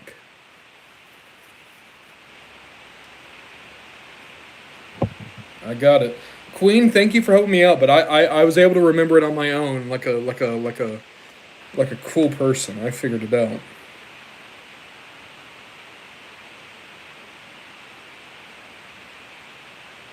Who do you think has better teeth between Clayface and Killer Croc? I think Killer Croc, because look at all that. Bro can shapeshift, but he can't get his fucking teeth fixed. That's what I'm saying.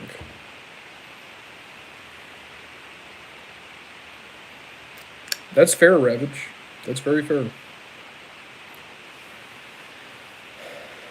Did anyone ever find that Cosmos? I don't think anyone ever found that Cosmos. I think that Cosmos was a lie.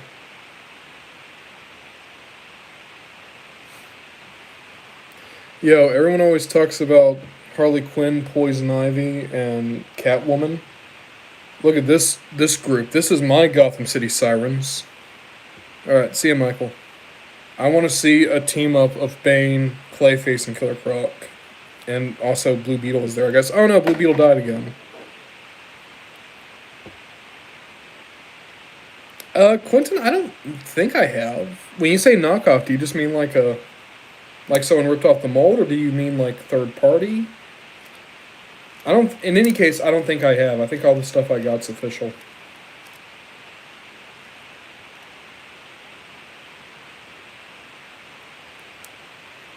Ooh. Ravage, absolutely, man, back go in there.